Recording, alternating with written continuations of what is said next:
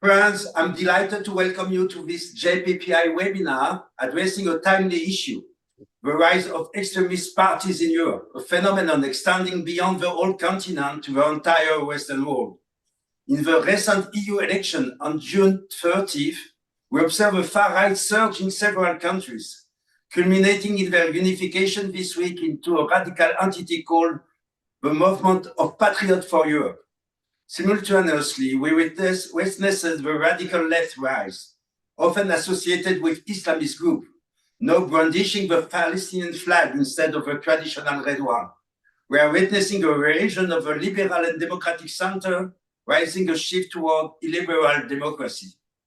In France this week, general election resulted in the victory of a new left-wing Popular Front, with La France Insoumise as its predominant component, expected to lead the formation of a French government. While the radical right may potentially benefit Israel, it poses a threat to European Jews. Conversely, the radical left is inherently anti-Israeli and sometimes anti-Semitic.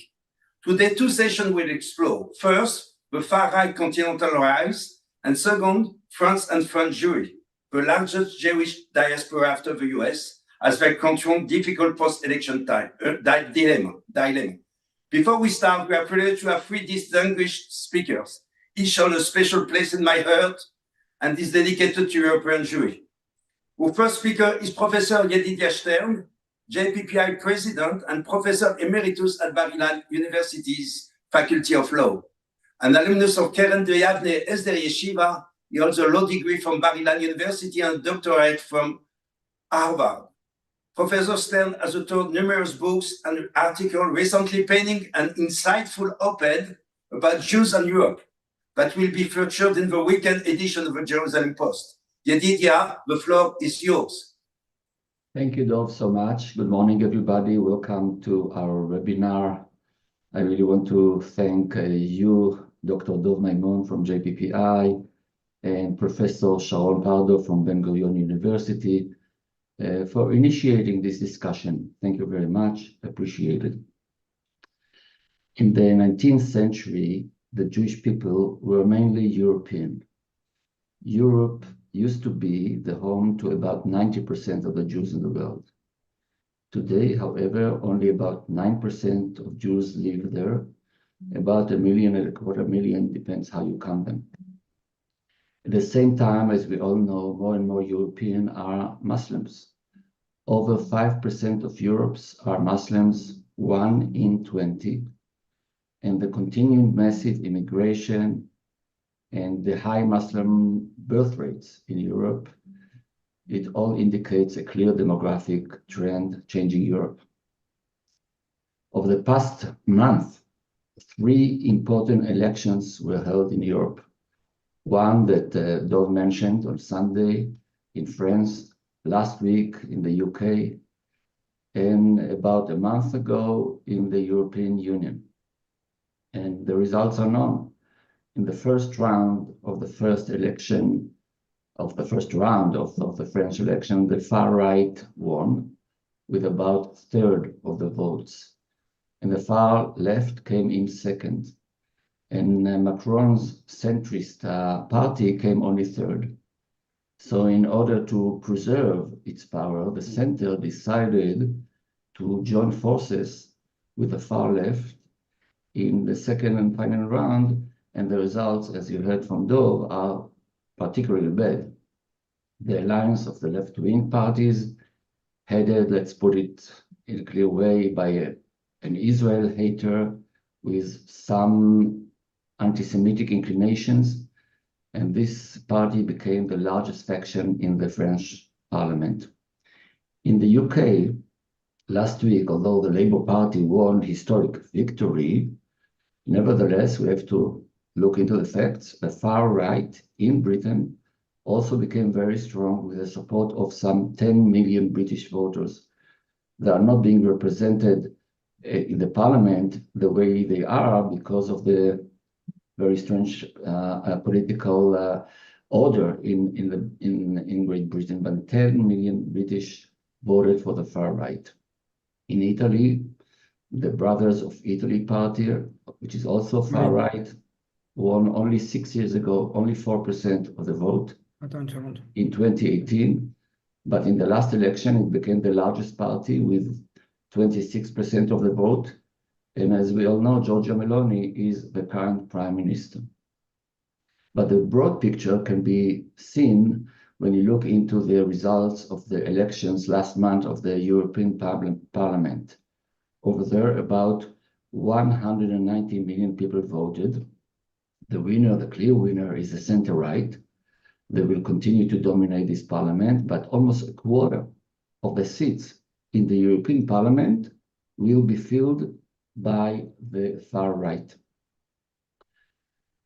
In this election for the European Parliament, the far right came in first place in France, in Italy, in Austria, in Hungary, and also in Germany it took the second place.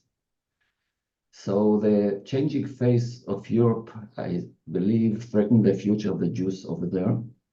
The far right threatens them with a force of classic anti-Semitism, and the far left is threatening them with a modern type of anti-Semitism, motivated by their hate to the state of Israel, and now fueled by the war in Gaza. Is it just a passing phenomenon? I believe the answer, unfortunately, is no. It seems to me that no improvement can be expected. First, the era of global stability is apparently over. Globalization is in retreat. The American hegemony is loosening. The world order is again becoming multipolar. People my age hardly remember this world, but it's coming back.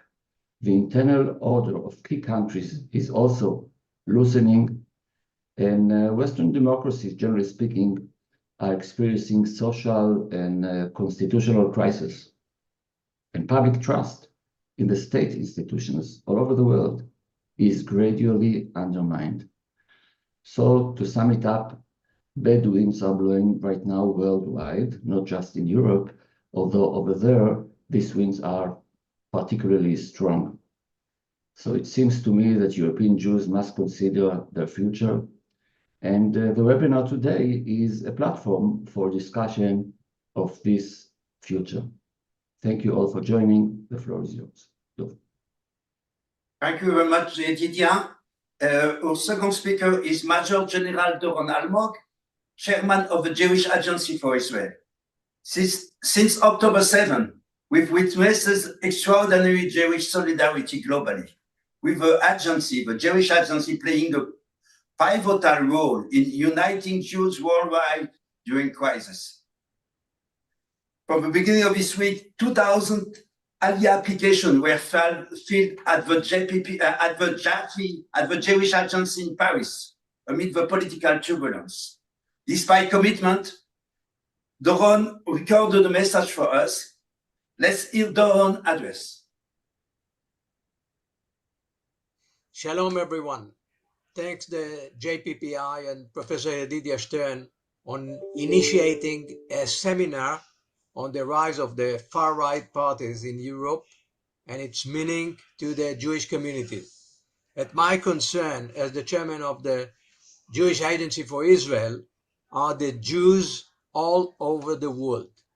Two main factors influence the process of the far-right rise in Europe. Firstly, the Islamist migration to Europe. Secondly, the October 7 war, what we name Iron Sword War.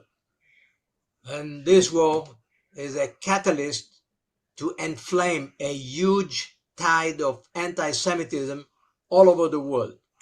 Right now, we are witnessing a significant rise in anti-Semitic incidents throughout Europe.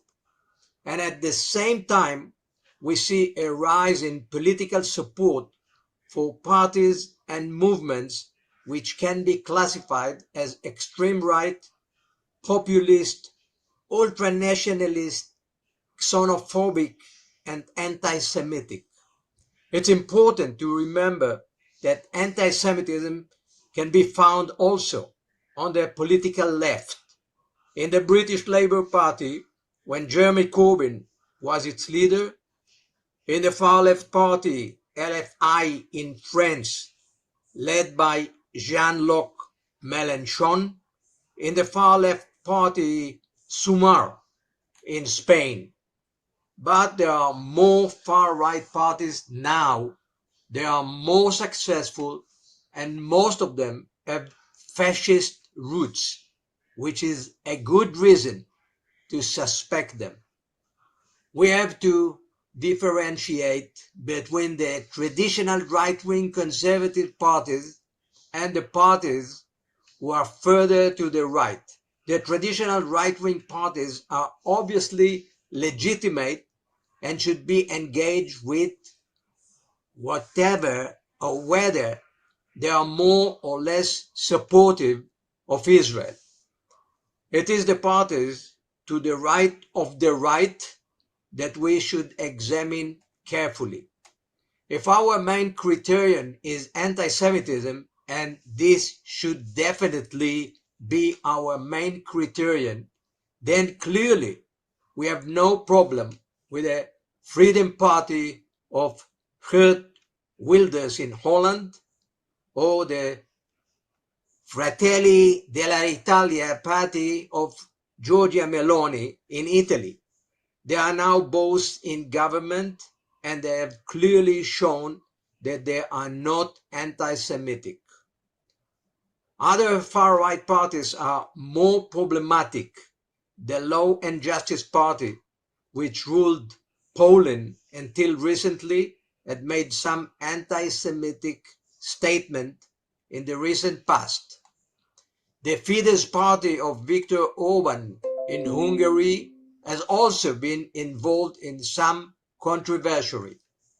When a far-right party reached government, Israel and the Jewish community have no choice but to deal with the elected government. We have to be realistic. And the most important thing, what is Jewish Agency for Israel position? And I would like to ask a question first. When a far-right party is not in government, should we reach out and legitimize it if it makes a couple of pro-Israeli statements? The position of Jewish Agency has always been, let the local Jewish community decide who is an anti-Semite and who is not. They feel it and know it better than we are in Israel. And Israel should always back the Jewish community and not try to bypass it by legitimizing a party that the community considers anti-Semitic. Thank you so much and have a great seminar. Thank you very much, Doron. And the first speaker is my dear friend, Knesset member Oded Forer, Director of the Knesset Committee for Aliyah and Diaspora Affairs. He previously served as Director General of the Ministry of Immigrant Absorption. During this period, I had the honor of collaborating with him on the first comprehensive plan for encouraging Aliyah for France, Sarfat Trila, France First. Under his leadership, Aliyah rates increased by 30%. A Knesset member since 2015 from the Israeli Israel Beitenu party, he has served as Minister of Agriculture and Rural Development and Minister for the Development of the Periphery, the Negev and the Galilee. He closely monitors development in Europe. Oded has recorded a message for us. Let's hear Oded address. Thank you. Well, hello everybody, and thank you for hosting. It's a pleasure. My name is Oded Forer, and I'm the chair of the Committee for Aliyah and Immigrant Absorption in the Knesset. Before that, I was the Minister of Agriculture, and a decade ago, I was the Director General of the Ministry of Aliyah and Immigrant Absorption. It's a very unique situation for the Jewish people in the diaspora, and I mean all the diaspora, not only in France. We see the rising anti-Semitism in many, many places, and the Jewish people feels that the situation is not as it used to be due to the war in Israel against Gaza, of course, but a lot of anti-Semitism that was hiding under the ground now rising again. And of course, I think the main place that is now on the focus is France. We see after the elections, there were a lot of talking about whether it's going to be the far right or the far left. And I think that the elections in France made a very unique situation that actually some of the elected members are actually declaring about their anti-Semitism and about their policy against Israel. And they actually had an election and campaign only about Israel, not about France. The elections were in France, but the campaign was about Israel. And this is a very unique and dangerous situation for the Jewish people. From my point of view, it was my point of view all the time. I want to see all Jewish people come to Israel and make Aliyah. And this is actually fulfilling the agenda of the Zionism, of the State of Israel. That's the purpose of the State of Israel. We need to absorb the whole Jewish people and to be this actually their insurance policy. And now I think that we need to make this insurance policy actually active. And we need to make it active for the Jews all over the world that feels that they are threatened by anti-Semitism, and especially now from France. And maybe I would like to take this opportunity to call the people that see us from abroad, make Aliyah. Come to Israel. We need you. We want you. We will absorb you. It's not easy times. And probably doing Aliyah, it's not something that I can say this is an easy thing to do. It's difficult, but this is what we need. This is, I think, what the Jewish people needs to do right now. And the State of Israel is willing to absorb everybody. Of course, due to that, I'm making some discussions in my committee about how the government is going to act in order to absorb the Jews that will come in the next few years. And probably, or maybe, in emergency Aliyah that we're going to have from some places around the world. And for that, I think that the government needs to do a lot of actions. Some of them are about housing for Olim, some of them are about employment, and some of them are about language and how to learn Hebrew. There are many possibilities for people to start and study the language, to study to speak Hebrew, now online. This is something that we didn't have before, but we have it now. There are many ulpanim that the Zionist movements are actually activate right now in France, in United States, even in Russia and other places. Maybe I would take this opportunity also to call you, find a place to study Hebrew. Of course, this is one step of the preparation in order to do Aliyah. The next step, of course, is to go to the Jewish agency officers and to open an Aliyah file in order to start the action to do Aliyah and to do all the checkings that you need to do. But the first step, and this is something that you won't be sorry about, is start and study Hebrew. Here in Israel, what I'm going to do is to push the government to plan an emergency plan in order to absorb Jews that are going to come here because of emergency Aliyah. We don't know what's going to happen in the next few months. We don't know what's going to be the situation around the world. The whole world is now in a very fragile situation, and we see the wars and the international situation right now. And of course, at the end, someone will going to blame the Jews and going to say that we are in charge on all the bad things that are happening around the world. And in this situation, the best place for Jews to be is in the State of Israel, where we have the IDF, we have our army, we have our government, we have our state. 80 years ago, we didn't have the State of Israel. And when the Jews in Europe in World War II looked for some place to escape, that they can be safe, they didn't have the State of Israel as an independent state. And now we do. We do, and we want to absorb all the Jews, all the people that feels that they are in danger here in Israel, this is our mission, and that's a national mission.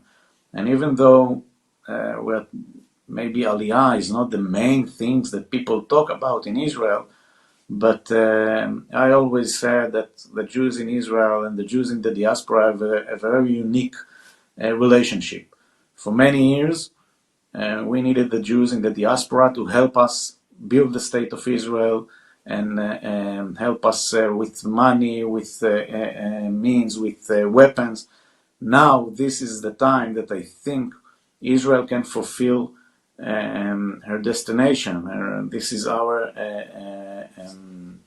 our goal, and we can absorb Jews that are in danger, are gonna be maybe in danger in the next few years. I don't know where the danger is gonna come. I don't know where it's gonna be. Maybe it's gonna be in Europe, maybe in other places around the world. But it's important for me to say that Israel is the safe place for Jews to live in. This is the place that you can build your life, build your new business, your new community in many towns and cities. And even if you look at the news now, and it seems frightening, because of the war that it's going on, still Israel is the safest place for Jews to live in. And for that, this is maybe the main things that I'm dealing now in my committee. I'm dealing in how to give more opportunities to study Hebrew for Olim Chadashim, for people that made Aliyah to Israel. We are talking about how to find a better employment for Olim, how to recognize their diplomas, how to recognize their experience, and Israel can enjoy and can be very helpful by the people that going to do Aliyah to Israel. We saw it decades ago when we had some doctors and engineers and people that came and built the systems in Israel during all the years, and this is also now a very unique opportunity for us, and I think even for the people abroad. It's an opportunity to build new life, better life, and to build a better state here in Israel. Of course, as I said, there are many obstacles in the way, but we are willing to move those obstacles, and we are willing to fight against the bureaucracy in order to help people. We saw the numbers from France of people that are interested in doing Aliyah to Israel. We saw it in the last year, and especially in the last week, we saw the numbers of people that came to the Jewish agency offices and were interested about Aliyah. So I think that we're going to have a very unique time in the next few weeks and months. I have to say, when I was the Director General of the Ministry of Aliyah and Immigrant Absorption, I think that we had some similar time after some terrorist attacks against Jews in France, and I initiated a special decision in the government in order to absorb the Aliyah from France, and we saw the numbers rising. We saw in 1 year even over 10,000 Olim came from France to Israel. We can do it again. We can absorb more than 10,000 Olim in 1 year. Israel actually absorbed in the last year over 75,000 Olim. Most of them, of course, came from Russia and Ukraine due to the war. But if Olim in other places around the world are feeling threatened right now, Israel can absorb them. This is something that is very important for you to know. The more the better.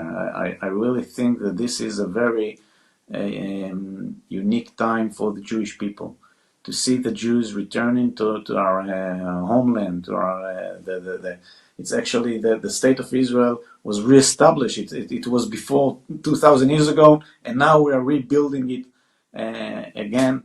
And I see this not as something people feel threatened around the world, but for us, it's an opportunity. It's an opportunity for our people. It's an opportunity for our state, and I think it's an opportunity for the people that thinks about doing Aliyah. Israel is the country of unlimited options. You can do anything here, and I really want to see you, and I would like to host some of you in the Knesset, in my committee, after you will do Aliyah. and to try and to make it easy as possible. So thank you all, and have a very good and effective convention, I hope, talking about the threats and rising anti-Semitism. But the anti-Semitism was always there. Sometimes it rises, sometimes it goes down, but the place for us is here in the land of Israel. Thank you. Thank you very much, Oded Fowell. You are in your role to call for Jews to come to Israel. That's very good. That's good, maybe good thing. From the JPPI perspective, we believe that it's good to have Jews in diaspora. It's good to have Jews in Israel. And we just follow on now to the next session with Professor Michal Bar Asher Sigal, who will be moderating the second session. Please, Michal, you can open up your camera and enter the floor is yours. Thank you very much. Thank you very much for, can you hear me? Can you hear me? No? Yeah? Yeah, we hear you very well. Thank you very much for inviting me to take part of this very important panel and webinar in general. This session of the panel will deal with basically the rise of the right in Europe from many directions, and we're very fortunate to have three interesting and wonderful speakers, one recorded and two live. We'll basically deal with the question, the classic dilemma: could the rise of the right, ironically, actually be good for Israel or the Jews? We're going to look at this from many aspects. Some of the questions we're going to raise as is the right that we're talking about the same right wing in moderate disguise, or is it truly a different right than we typically classically know? Is it more responsible as it claims? What are the problem of the left that caused or maybe interact with the rise of the right? Are the right responsible changing the current picture or not? What is our interest as a country, Israel? Is it the same interest that we have as Jews here and then in diaspora, given our history? What is the connection of the rise of populism in the world? Can we isolate the question of the rise of the right from the populism rising around the world? And what are the actual damages caused to Israel from the policy of the current government and current government official to support, to come close to specific parties of right-wing parties in Europe? Are we going to pay a price? Again, as Jews and as Israelis and as a state, these and more questions will be discussed by our speaker today. And we start with the first one, Ms. Michal Kolten-Von. She's the special envoy to combating anti-Semitism for Israel. She is an Israeli politician and a diplomat. She served as a member of the Knesset for the Blue and White Alliance from 2020 to 2021. She's currently, as I said, a special envoy for combating anti-Semitism for Israel. She deals with international law, was also a publicist and a researcher at the Institute for the Counterterrorism Policy. She was formerly a member of the board of director of Tzav Piyus Association, and between 2013 and 2016, she was my parallel. I am the global engagement person, vice president at Ben Gurion University, and she manages the international relation of the Interdisciplinary Center in Herzliya. And she will be speaking to us about the radicals' right resurgence in Europe, examining potential consequences. Please. Hi. So first of all, thank you, JPPI. Thank you for everybody involved in organizing this important conversation. And indeed, I am here today as Israel's special envoy for combating anti-Semitism, hoping to lend a very specific analysis of my understanding of where we're at, hopefully saying a few controversial things. And I'll say the following. I was appointed to this role about 3 weeks before 10/7. You will note that I refer to it as 10/7 because intentionally, like 9/11, the point is that 10/7 was an attack of barbarism on civilization. It's not exactly the way it went down, and I think that it merits a conversation in the context of this discussion as well. And I was appointed to what is a coalition of special envoys for combating anti-Semitism. The United States, Canada, many of the European countries, South American countries, we're actually all convening next week in Argentina, when we will be marking 30 years to the Amia bombing, 30 years to that bombing that it took about 30 years to actually indeed make clear from a legal perspective that it was Iran that we all knew was behind that Amia bombing, the same Iran currently waging this multi-front war on the Jewish nation state. And the first maybe controversial thing that I want to say is I have singularly one lens through which I evaluate anti-Semitism, and it is the International Holocaust Remembrance Alliance definition of anti-Semitism, the result of a long democratic process that's been adopted by more than 40 countries, by more than 1,200 entities, among them many, many universities, and the understanding that for me, we are holding on to the differentiations of yesterday, no longer relevant, because for me, if anti-Semitism comes from the extreme right, the radical left, or the radical Islam, it matters not, in the sense that anti-Semitism has one definition that includes the 11 examples that enable to identify and combat what is a shape-shifting and ever-mutating virus that has existed for as long as the Jewish people have existed. And the fact that that virus mutates requires that we do something that we're not necessarily so good at, which is not just remember the past, but understand that the prospective commitment of never again in the future requires us to remember the past so that we can identify the threat of the present and prevent the recurrence of atrocities in the future, precisely the likes of which happened on 10/7. In that sense, and you can probably hear the urgency in my voice that I feel very deeply for the last few years in this rising anti-Semitism that actually, for that reason, mandated all of those countries to appoint special envoys for combating anti-Semitism, with Israel joining a little bit late to the game.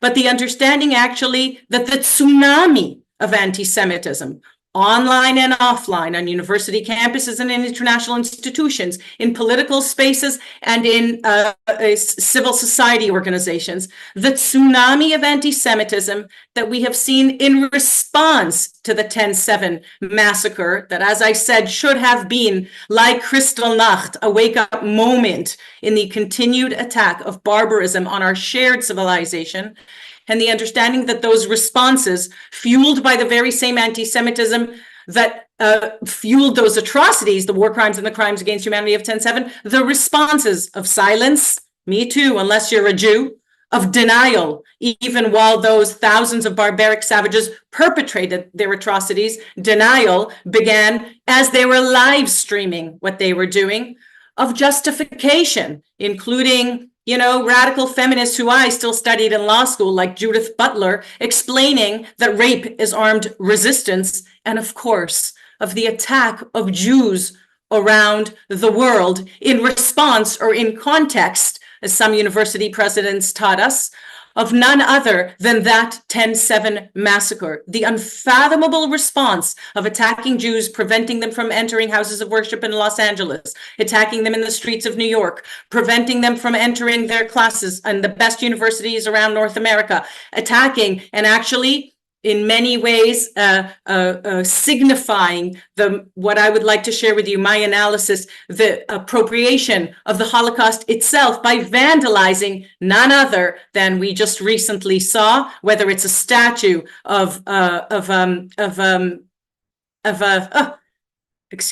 whether it's a statue her name is gone from my mind. I'm sorry, I'm thinking too fast. Or whether it's actually the defacement of entrance signs to Holocaust museums, of course, to Anne Frank, the defacement of the statue of Anne Frank, written Gaza on that statue. And what I would like to share with you is we are meeting at a moment of a threat to democracy.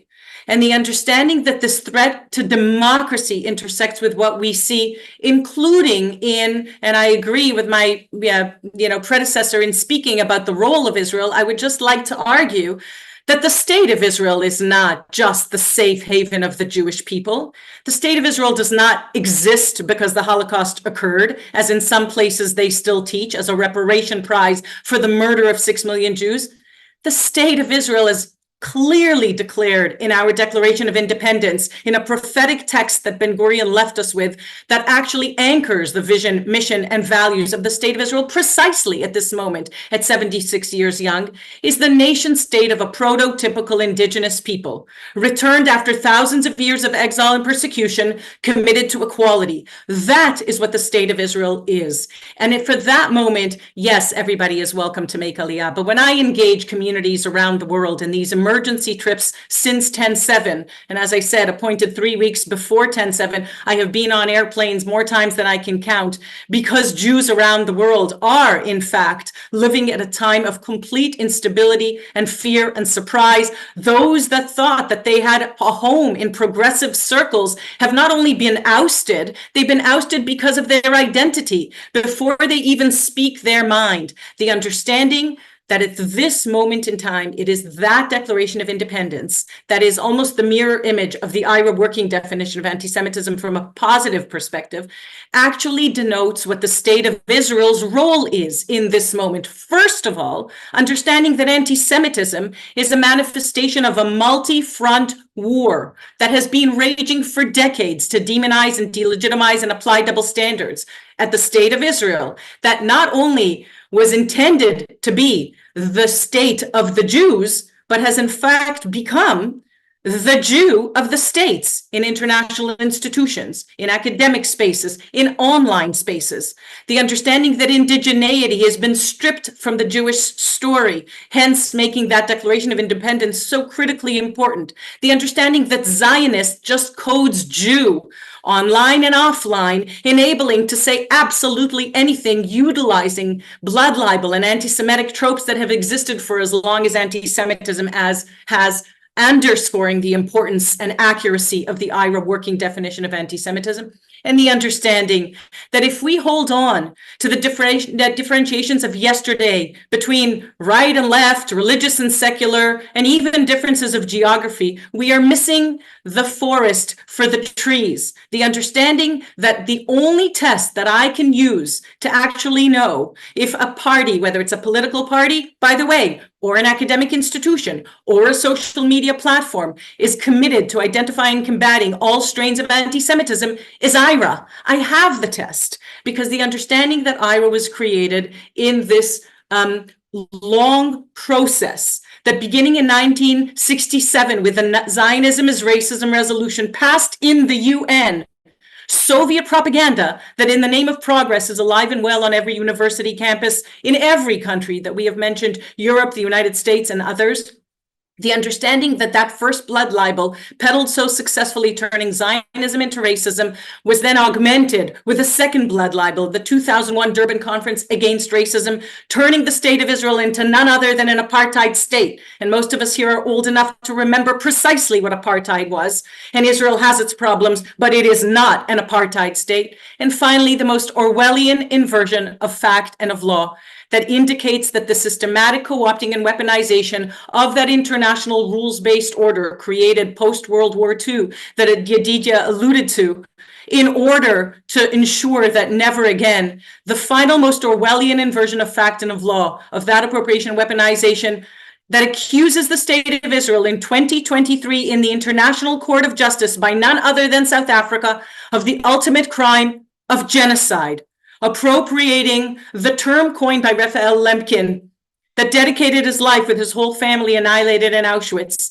to coining that word in order to describe the atrocities of the Holocaust, that, as my father taught me, the atrocities too terrible to imagine but not too terrible to have happened, alongside crimes against humanity by Lauterpacht, and the understanding that the Convention for the Prevention and Punishment of the Crime of Genocide appropriated in order to accuse the state of Israel, seated on the dock of the accused like Dreyfus in this consistent demonization, delegitimization, and double standard, barring not just the individual Jew from the equal place in society, but the Jewish nation state, the proverbial Jew among the nations, from an equal place in the family of nations in the International Court of Justice, with ramifications for the International Criminal Court, understanding that these courts of last resort too have been infected by what actually is a threat to civilization. So if I've said, I hope, enough to actually get the conversation going with regards to the mistake that we make of not utilizing IRA as the looking glass, if you will, that enables us to understand precisely what the intent is over and over again for thousands of years of history, to remember, to bring the understanding of history of thousands of years of this hatred that mutates and shapeshifts and has presented itself in the anti-Zionist strain that negates Israel's very right to exist across institutions, spaces, and places at this critical moment for the state of Israel, that should be having the conversation, knowing precisely what the state of Israel is, because it is a moment of reminder that Jews are not a religion, we have a religion, and we are not a culture, we have a culture. We're not a nation state, we have a nation state. What we are is a people. And the people that the Jewish people are, 15.7 million of us, is actually not just under attack, but in a representation of once again being the canary in the coal mine, under attack that enables to transcend and reach across real or perceived differences of politics, of geography, of denomination, of religion. And I would say the role of the state of Israel in this is critical as that nation state, which, as was said before, in the past, or for the thousands of years that we have seen this kind of hate, lethal hate, actually predict the collapse of the coal mine and not just of the bloodied canary.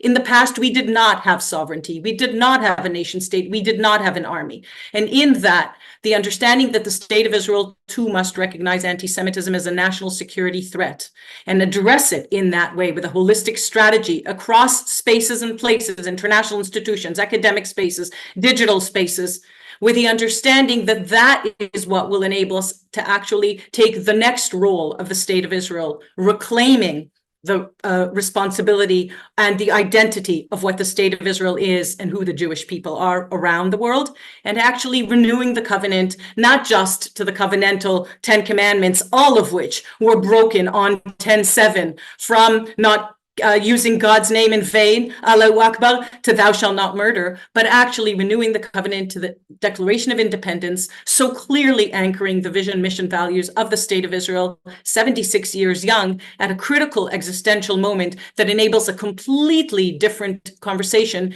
first and foremost, amongst the Jewish people, that requires the state of Israel to acknowledge this moment in time with anti-Semitism as actually the looking or the lens that enables us to address, whether from the extreme right, or as I said, the radical left, or the radical Islamists, or anywhere else. Anti-Semitism has but one definition, the IRA working definition, the result of a long democratic process after that equation of Israel to apartheid in the Durban 2001 conference against racism that turned Israel into an apartheid state, and the understanding that post 2023 and now in 2024, that last Orwellian inversion of fact and of law that appropriated genocide itself actually indicates the collapse of the international rules-based order, of the coal mine, if you will, which is actually a telling moment for all democracies, as in the past anti-Semitism signaled when it was allowed to fester and permeate the societies in which Jews lived. So I'm going to end here, and I thank you again for the opportunity to engage and look forward to hearing and sharing more ideas.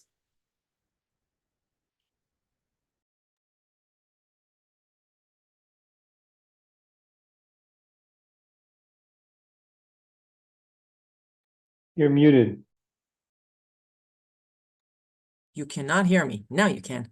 I said thank you very much for this wonderful paper and very thought-provoking. Our next speaker is actually on a plane as we speak, so recorded his paper ahead of time. This is Eldad Beck. He's an Israeli journalist and author, currently serving as the European correspondent for Israel Hayom in Berlin, Berlin-based. He has been a journalist since his military service and served in the past as the Middle East correspondent from Galei Tzahal and Chadashot newspaper. and the foreign news editor for Haaretz newspaper, and was also a correspondent for Yediot Achronot in Germany and Central Europe. And as we said, since 2017, he has been the European correspondent for Israel Hayom. His talk is titled, "See Us as We Are Today and Not 40 Years Ago, Israel and Europe's New Right." He has asked me to say a sentence added to the recording that was done, and I'll read it now. This is from him. This video was recorded before the final announcement on Monday regarding the establishment of a new right-wing group in European Parliament called Patriots for Europe. This group has become the third largest in the newly elected parliament, resulting in dissolution of the ID group. End of quote from Eldad, and now we will hear the recording of his paper. Noah? After the general elections in Sweden in September 2022, an election in which the Swedish Democrats, the far-right party of this country, became the #1 party of the right-wing political camp and enabled Sweden to have again a right-wing party. I spoke with one of the leading members of the Swedish Democrats about the lacking relations between his party and Israel. Now, he himself came from the Conservative Party and cannot be in any way accused of having any connection to past Nazi or fascist movements. He symbolized in his personality the change, the transformation that his new party has gone through in recent years. And what he told me about the lacking relation between his party and Israel was extremely important. I allow myself to quote him. "You Israelis," he said, "see us the way we were 40 years ago and not the way we are today. And you see the European left the way it was 40 years ago and not the way it is today." I think these two sentences sum extremely well the not healthy situation that Israel is having with the new political realities in Europe nowadays. It still treats Europe as the way it was and not the way it is.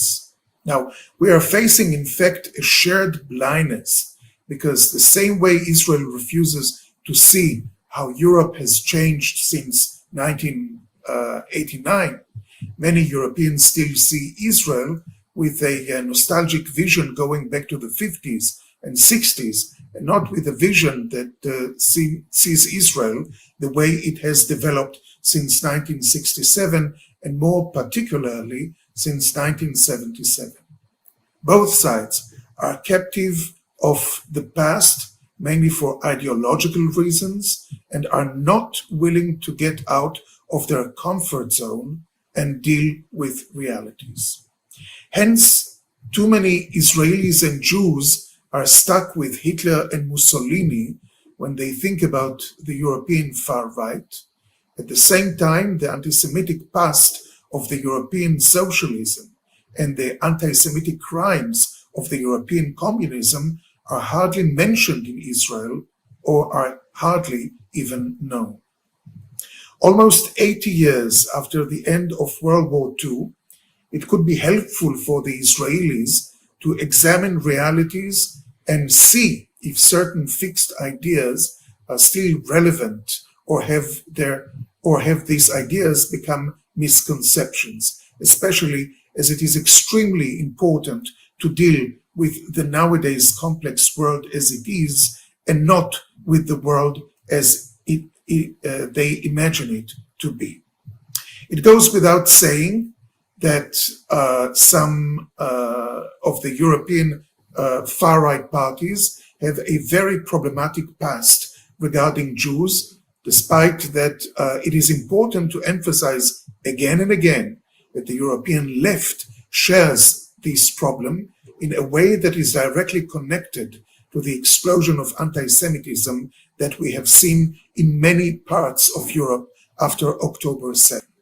Any serious and in-depth discussion about anti-Semitism in Europe and political situation in Europe has to take into account the fact that anti-Semitism has its origins in the European left of the 19th century, and the influence of these ideas are still existing today, which means that anti-Semitism is in no way the unique problem of far-right parties, but also of left and radical left parties in Europe. Some European far-right parties are rooted in post-fascist, post-Nazi, post-collaborationist movements. The French Front National, from which the Rassemblement National, the National Rally comes, the Italian Social Movement and the National Alliance, from which the Brothers of Italy emerged, the Freedom Party of Austria, the Swedish Democrats. However, it would be wrong, I believe, to ignore the ideological transformation that some of these parties went through in recent years.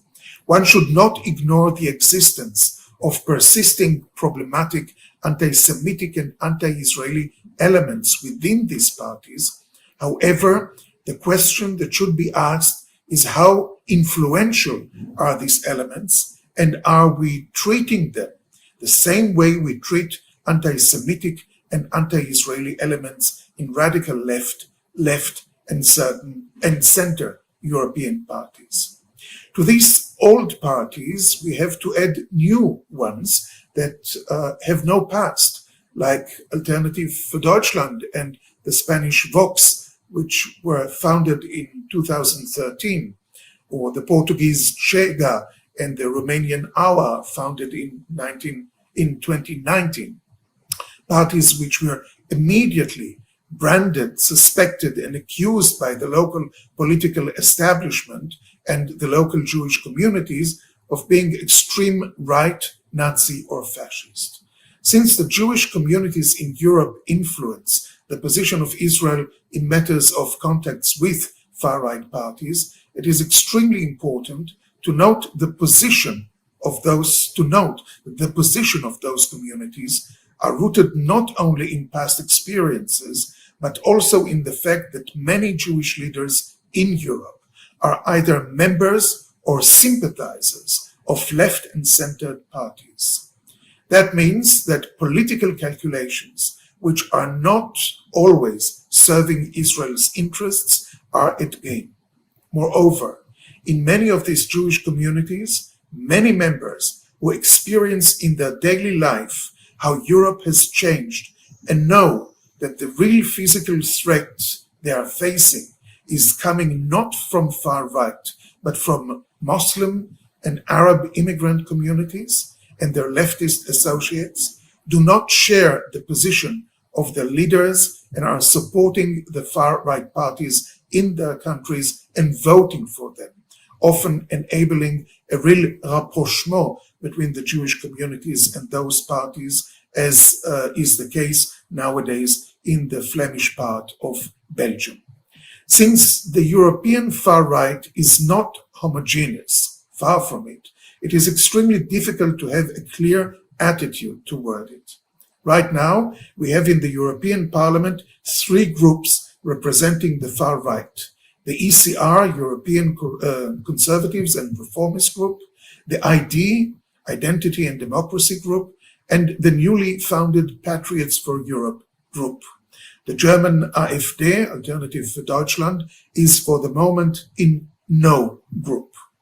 Israel has different approaches to parties in these groups. Some are considered as extremely friendly, some are tolerated, some are boycotted. In each group, you have parties that are extremely pro-Israeli, parties that are quite pro-Israeli or trying to gain and establish relation with Israel, and some parties that are really fed up with running after Israeli recognition. I think that the group Patriots for Europe is extremely representative for these three tendencies. On one side, you have the very friendly Hungarian Fidesz, the extremely friendly party, Freedom Party of the Netherlands, headed by Geert Wilders, and then you have Vox party from Spain that only recently started entertaining relations with Israel, and to that you should add the boycotted Freedom Party of Austria, which has done quite a lot in recent years trying to get Israeli recognition, and which might win the coming election in September, and has become extremely fed up with Israel's boycott of it. Now, as most of these parties cannot be considered as a passing phenomenon, but quite on the contrary, they get stronger from election to election, as we have seen this week in France with the Rassemblement National, and in certain cases they form governments in different circumstances. It could be extremely useful for Israel's future foreign policy to start dealing with Europe as it is today, and not dealing with Europe as it was 40 or 80 years ago. As we have seen very bluntly since October 7, those who stand with Israel in Europe are very often coming from the right side of the political arena, as they consider Israel's fight as their own. However, the center left in many countries is abandoning or has already abandoned Israel under the violent or electoral pressure of Muslim and Arab immigrant communities. Israel's attitudes should be adapted to this changing reality instead of clinging to old concepts of the past. Of course, this should not be done at any price. There should be clear conditions which have to be imposed on other political parties from the left and from the center as well. No anti-Semitism or anti-Israelism should be tolerated. Jewish communities should freely exercise their religion and traditions. Those who are willing to respect these terms should be respected as well by Israel. Thank you very much. Thank you so much for this. And our last speaker for today, and one of my favorite people in the world, is Professor Sharon Pardo. He is a graduate of Ghent University, speaking of university's interaction with Israel as we speak today. He is in the faculty, a full professor and a Jean Monnet Chair of Personam in European Studies in the Department of Political and Government, Politics and Government at Ben-Gurion University. Sharon is a senior researcher at the Simone Weil Research Center for Contemporary European Studies at the National Jean Monnet Center of Excellence at BGU at Ben-Gurion. He is the co-editor of Europe and the World book series by Lexington Books. Professor Pardo served as a chairperson and Department of Political and Government at BGU between the years 2016 and 2018, and is the President Emeritus of the Israeli Association in International Studies, IAIS. His research interests focus on legal and political dimension of European Union foreign and security policy. And last but not least, Pardo is a former researcher at JPPI. So welcome back home. And Sharon is going to speak to us about navigating complexities, Israel interaction with Europe's radical right. Thank you very much, Michal, and again, thank you very much for the kind introduction. My mother is not in the room, so there's really no need for such a kind introduction, but I really appreciate it. I will share a PowerPoint presentation with you, so with your permission, I'll just share the presentation. Here we go. Allow me first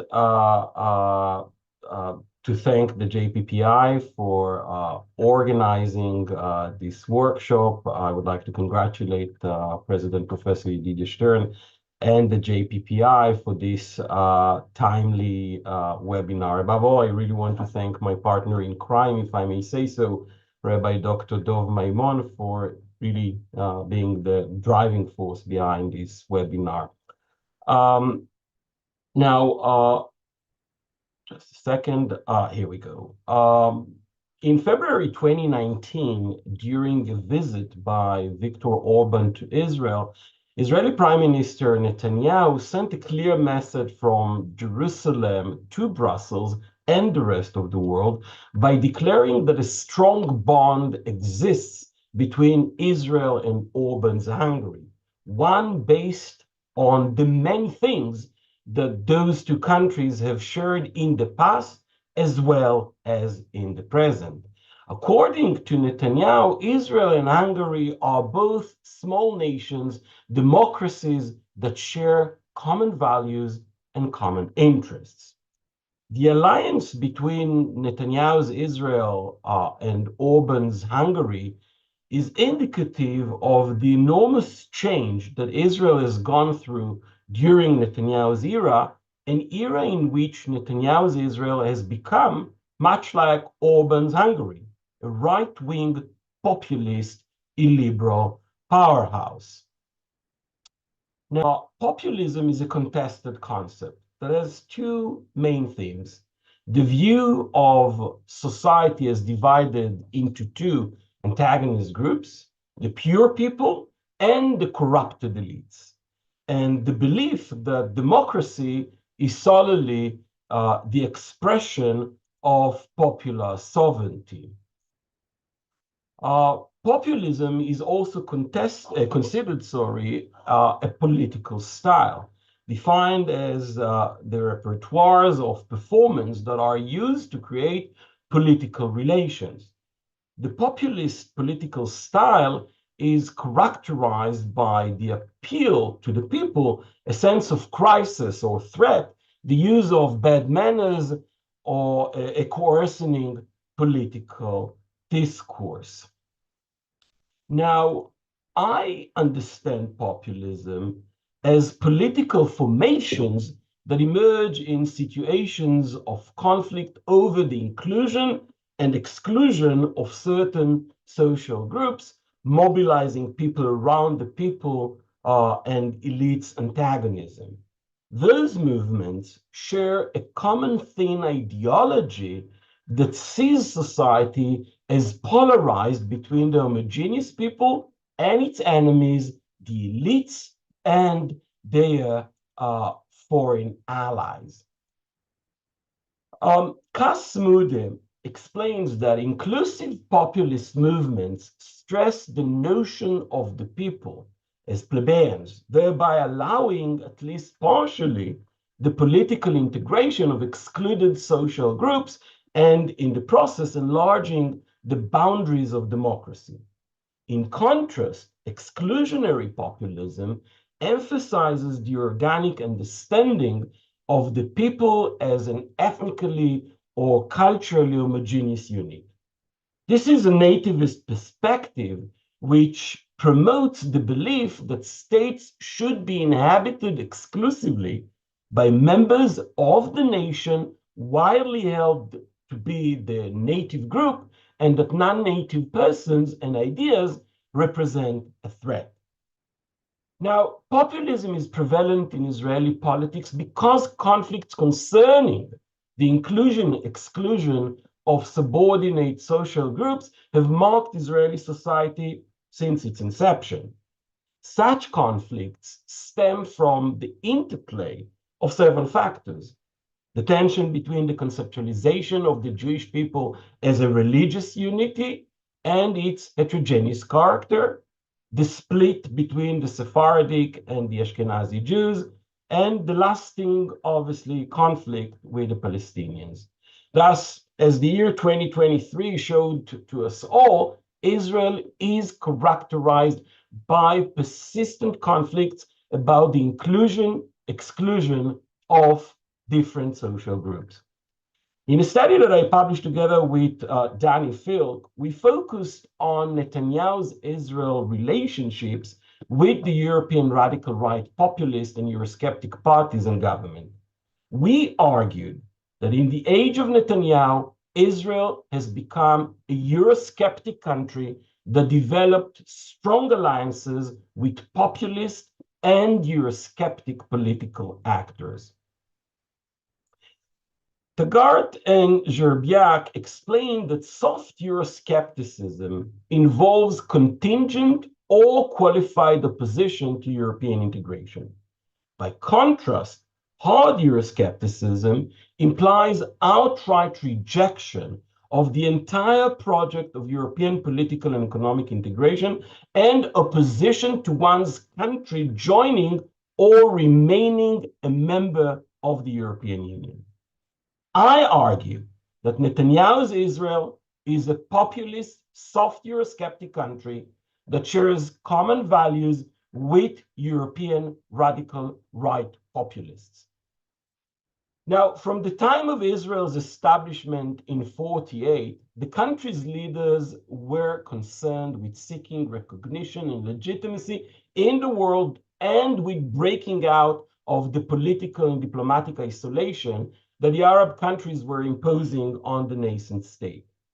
Over the years, in order to break this isolation, to save Jews from persecution, and to secure the future of the Jewish state, the Zionist underground groups in Mandatory Palestine and the Israeli leadership were willing to cooperate even with the devil. Among these devils, one can find former officials in Nazi Germany, as well as a strong relationship with South Africa's apartheid regime. When Netanyahu first came to power in 1996, Jews were not prosecuted in Europe, and Israel was no longer an isolated country. Yet, like some of his predecessors, Netanyahu and his party were still anxious to cooperate with some radical far-right populists in Europe. And these new partners were fast to return their love in mutual diplomatic courtship displays. Let me give you some examples. Since the German party Alternative for Deutschland, which Eldad just mentioned, was founded in April 2013, it has stormed national politics and until September 2021 elections was the third largest party in the German Bundestag. Following the European Parliament elections last month, the AfD party hit a record high. Following Eldad's presentation, I want to emphasize the fact that elements of the AfD are still openly racist, unabashedly anti-Semitic, and supportive of neo-Nazi movements. And its co-founder, the former co-leader Alexander Guland, has questioned Germany's special relationship with Israel. Yet some in Israel have voiced sympathy for the AfD party and are advocating closer relationships with its leadership. Thus, Rafi Eitan, a former minister for senior citizens and minister for Jerusalem affairs under Netanyahu, and at that time an influential voice on Israeli security until his death in early 2019, vociferously advocated closer Israeli relations with the AfD.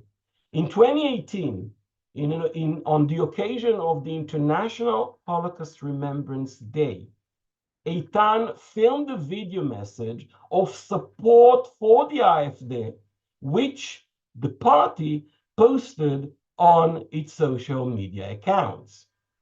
Here you can see it on the slide. In his message, Minister Eitan offered greetings to the party's leadership and stated that we all in Israel appreciate your attitude towards Judaism. Eitan further advised AfD that if you work wisely, strongly, and most important, realistically, instead of alternative for Germany, you might become an alternative for all Europe.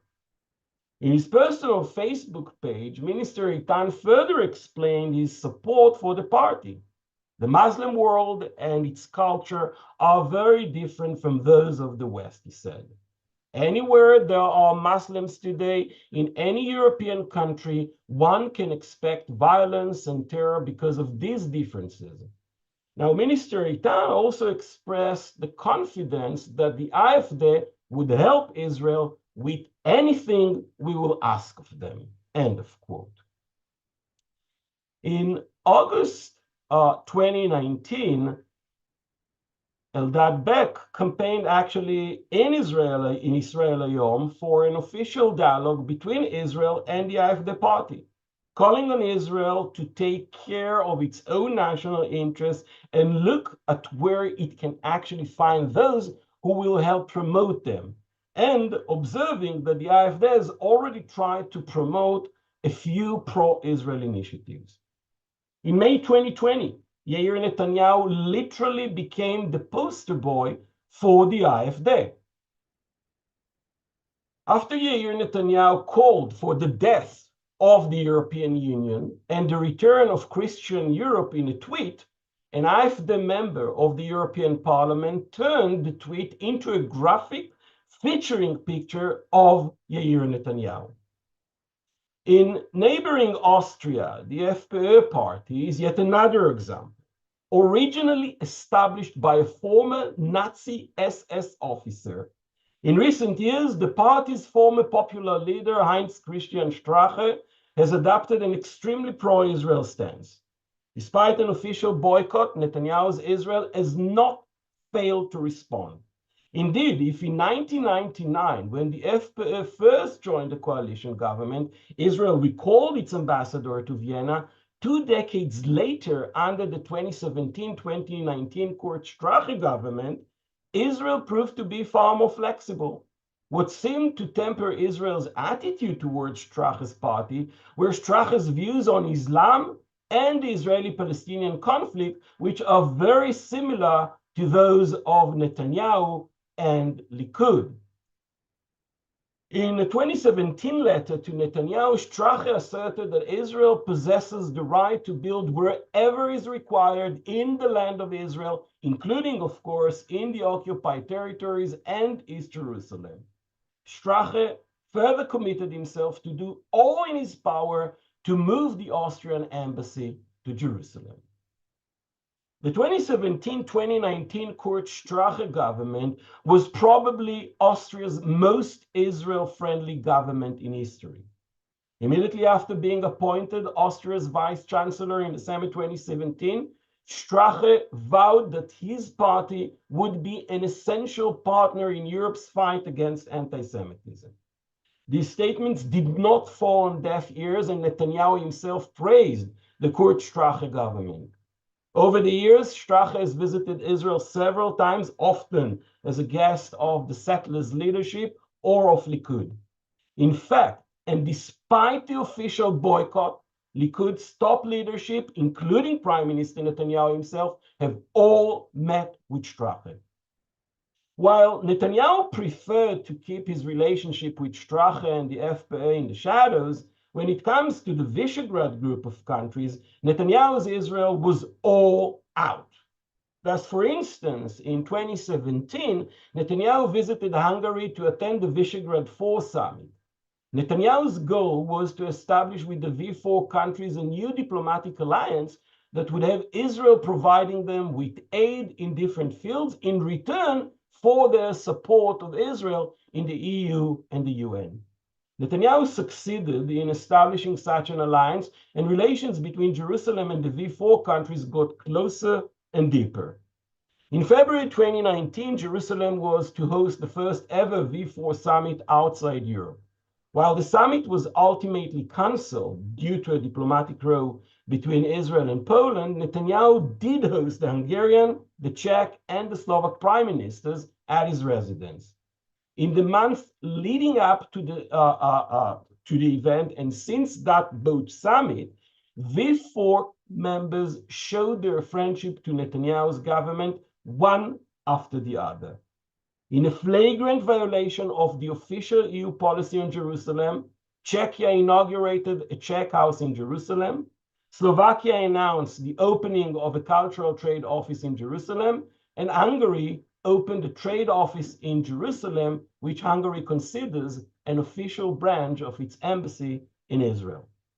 Upon his return to power in December 2022, Netanyahu pushed again for rapprochement with the extreme right-wing parties and governments. Following direct instructions from Prime Minister's office in August 2023, the Israeli ambassador to Romania, Reuven Azar, met with the leader of the Romanian AUR party. The party has a long history of anti-Semitism and Holocaust denial. In return, the Romanian party showed immediate support for the Israeli settlements, and the party's leader even pledged to visit settlements in the West Bank as soon as possible, alongside with the chairman of the Samaria Regional Council. In January 2024, a delegation of senior members of the Sweden Democrat right-wing party met with Diaspora Affairs Minister Amichai Shikli, as well as with other Israeli ministers. The party, which is currently the second largest party in the Swedish parliament, has neo-Nazi and anti-Semitic roots. Following these meetings, the party's leader, Jamie Oxon, stated that it is clear that our parties and our nations have common values. So let me conclude my talk. To a significant degree, the relationship between Netanyahu's Israel and European radical right populist parties and governments are based on transactional calculations and a fairly straightforward quid pro quo. The European players forgive Israel for its occupation and are even willing to recognize Jerusalem as Israel's capital, in return for which Netanyahu's Israel forgives them for their historical and ideological links with neo-Nazism and even their present-day anti-Semitism at home. As a senior diplomat at the Israeli Ministry of Foreign Affairs explained to me, and I will show it on this slide, the EU has different shades of democracy. With Hungary and the other Visegrad 4 countries, we share interests. We understand democracy in a similar way, and we have the same analysis regarding the Middle East and the Muslim world. We get all the support we need from them, and they are always open to our arguments. As for anti-Semitism, none of them is anti-Semitic. We simply have different narratives regarding the Holocaust. Above all, we share common values with them. End of quote. The rationalization is quite obvious and confirms an equilibrium of joint legitimization. Yet, on a deeper level, the convergence between the European right and Netanyahu's Israel aims to weaken core liberal EU norms that are contested within the European Union itself. The convergence that subverts Brussels' efforts to construct normative internal and foreign policies, as well as the Union's ability to exert meaningful pressure on Israel. Like European right-wing populists, Netanyahu perceives the European left and the Arab and Muslim immigrant communities as the main problem for the continent and the key European threat to Israel and to European Jewry. For Netanyahu's Israel, European populists are ideological allies, harnessing ethnic nationalism in an overarching struggle against global Islam. They oppose both immigration in general and Arab and Muslim immigration in particular. As Netanyahu and Orban declared in 2018 in Jerusalem, we both understand that the threat of radical Islam is a real one. It could endanger Europe. By being here at the front line of the battle against radical Islam, in many ways, Israel is defending Europe. Netanyahu's Israel does not merely instrumentalize the European right to alleviate external pressures on Israel or to blackmail and divide EU member states and institutions. Netanyahu's governments and indeed its European partners share deep ideological affinities and common values and hostility to the European Union project itself. Thank you very much.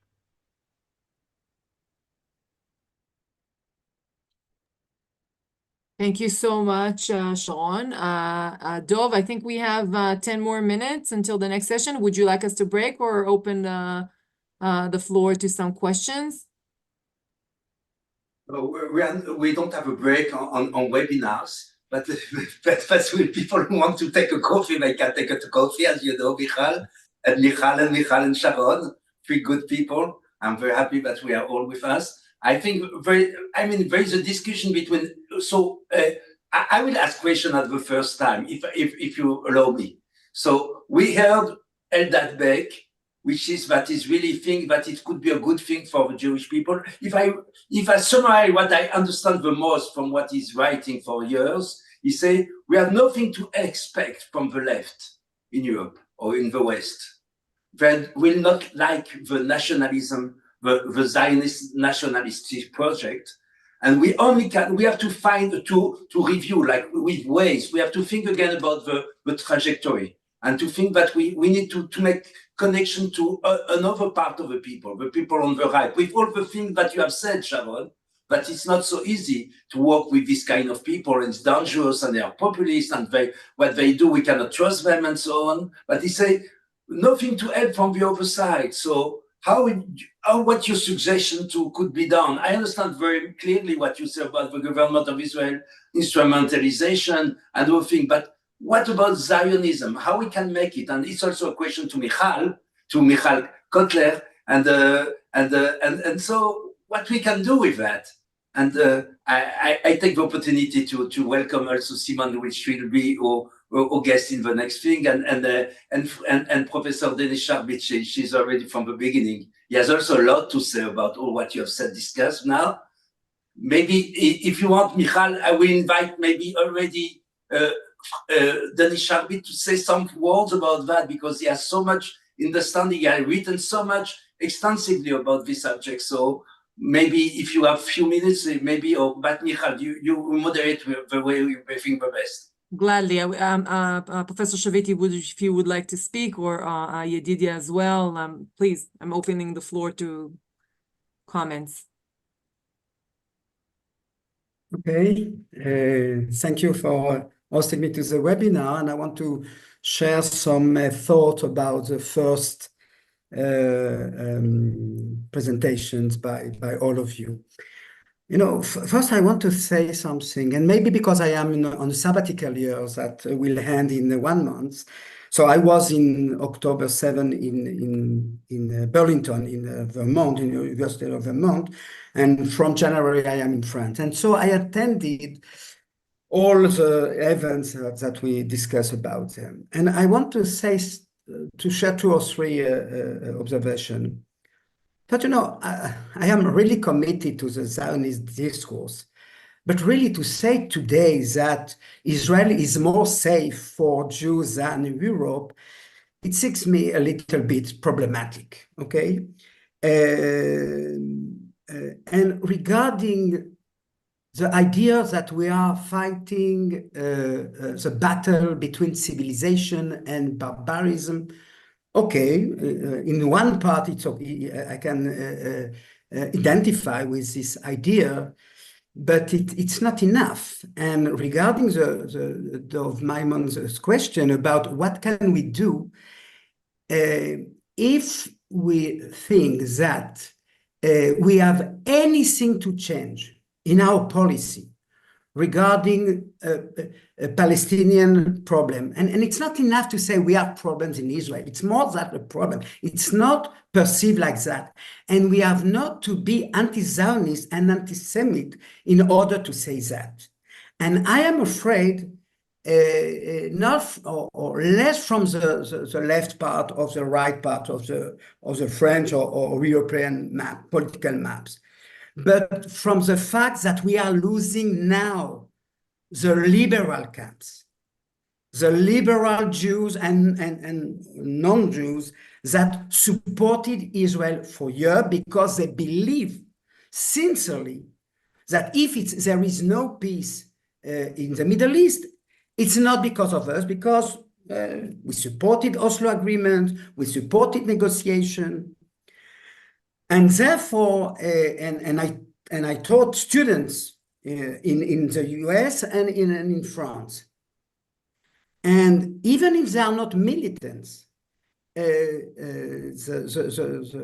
we can't, part of our agenda is right.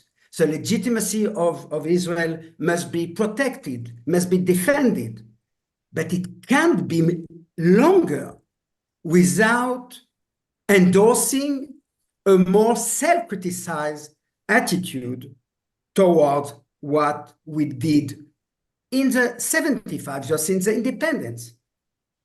Because for many students and many adults from the liberal camp, okay, there is no discussion that October 7 was a crime against humanity.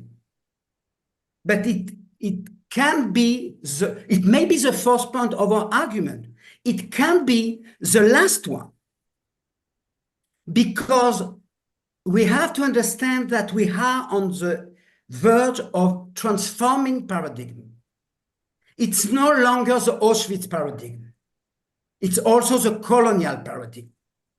And we have to cope with the two. I don't say that we have to choose one against the other. We have to cope with the two competing paradigms.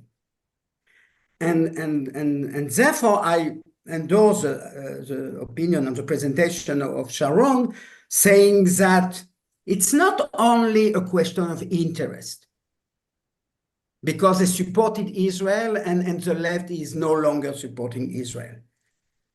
It's also a question of ideological affinity. And therefore, it's not only a question of foreign relations, how to protect our interests, but it's also a question of ideological choice, ideological struggle that is performed in Europe, but also in Israel. They are not, I think that we have not to reduce the issue to a question of how to protect the raison d'etat, our interest. And therefore, it's so different from the support by Israel of South Africa in the 70s.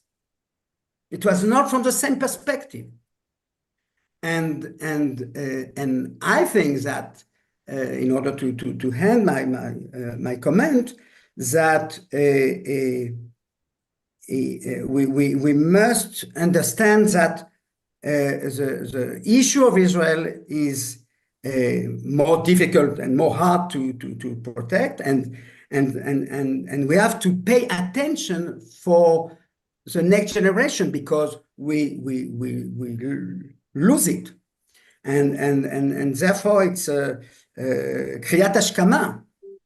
The good consciousness, the ideas that we are on the best side of the history, it's partly true, but it can't be no anymore all the image. Thank you. And maybe I would say just we have 2 minutes for last comment. Michal, do you want to take it? just one small thing. I actually agree with everything that you've just said. I actually think that it is the appropriation and weaponization of those liberal values. So progressive spaces that couldn't unequivocally condemn 10/7, international women's institutions that actually have been silent since, or denial that became very mainstream in many progressive university spaces that actually in many ways echoed the Hamas charter, from the river to the sea and glory to our martyrs. To me, that's the collapse of those liberal values that should trouble everybody. And I'll just say one more thing.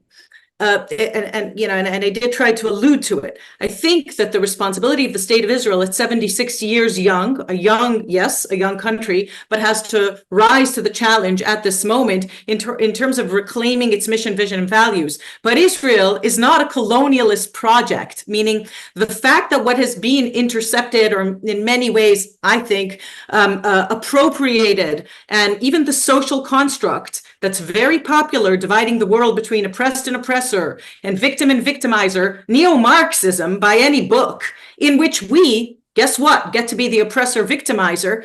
In that sense, I think that the opportunity to reclaim, and I would say the responsibility to reclaim the story, and when I speak to students, primarily in North America, I begin my talk saying, don't call me white.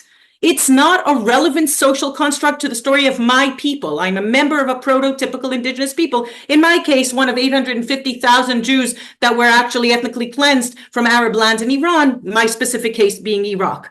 But I agree with you 100% that the conversation has to go much, much deeper. And in that sense, claims the responsibility. The only thing that I would argue is that we are having yesterday's conversation in a completely different set of facts post 10/7. And in my understanding of 10/7, the clarity with which that was the attack of barbarism on civilization that should have been like 9/11, completely understood, that holds Palestinians hostage by a genocidal terror organization for whom, and supporting Islamic regime, for whom human tragedy is the strategy. That is the conversation that we need to be having across much, much wider audiences, whether they come from what we perceive as right or left, that actually leaves out the extremities, because at the moment, it's the radicals and the extremes that are dictating conduct, discourse, and equations. So I hope I didn't overspeak, but. Thank you very much. And here we conclude our panel. Thank you all the speakers and the recorded speakers and all of you for coming to listen. Thank you. Thank you very much for all the speakers of the first session. We go directly to the second session without a break. And we welcome to webinar second session. I'm Dr. Dov Maimon, Senior Fellow at the JPPI, serving as your moderator. We are honored to have two distinguished speakers today. Let me introduce you first, Ms. Simone Rodan-Benzaken, Managing Director of American Jewish Committee, AJC Europe, overseeing AJC's 7 offices across the continent. Mrs. Rodan-Benzaken brings unique insight into European Jews' security concerns from a pan-European perspective. German-born and now Paris-based, she's renowned for her expertise in human rights, something that Professor Shabit has spoken about before, and transatlantic relations. She has been very involved in human rights in Europe and very big position in the government of France also. Her ongoing, and she is pursuing quantitative research of AJC, and the quantitative research on anti-Semitism, especially in France, provide crucial data on the Jewish community experiences amid current political volatility. Simone, we're delighted to have you with us. The floor is yours. We'll come back to you maybe later after questions, but first we want to see you. How are you? How are not you? Thank you very much, Dov, for having me here today. Thank you for organizing this, and thank you to JPPI for always excellent thought leadership. Something that is so utterly necessary these days when everything seems to be based on chaos and emotions. Now, let me share some thoughts with you regarding the situation in Europe, and particularly as I'm speaking from France after the parliamentary elections. And to start out and maybe stating the obvious, we're in trouble. We're in deep trouble, but you already probably knew that, I suppose, otherwise you wouldn't be here. But just to try and frame things a little bit into context, and for all of you who don't necessarily have all of the facts and all of the details about the parliamentary elections. So we came out of 2 rounds of parliamentary elections after Emmanuel Macron decided to dissolve the parliament after his party was defeated in the European parliamentary elections before that, so on June 9th. And to everybody's surprise, the left-wing New Popular Front, as it is now called, the NFP, dominated by Jean-Luc Mélenchon's Unbowed party, the far-left party, became the biggest bloc in parliament, after the final round. The NFP secured 182 seats. It can be described something differently because some people went off, but around 182 seats in the 577-seat National Assembly, falling short of the 289 needed for an absolute majority. Marine Le Pen hard-right national rally, which was expected for weeks to top the voting, and there were discussions as to whether she would have the relative majority or the absolute majority, ended up actually only as the third largest parliamentary bloc with 140 seats.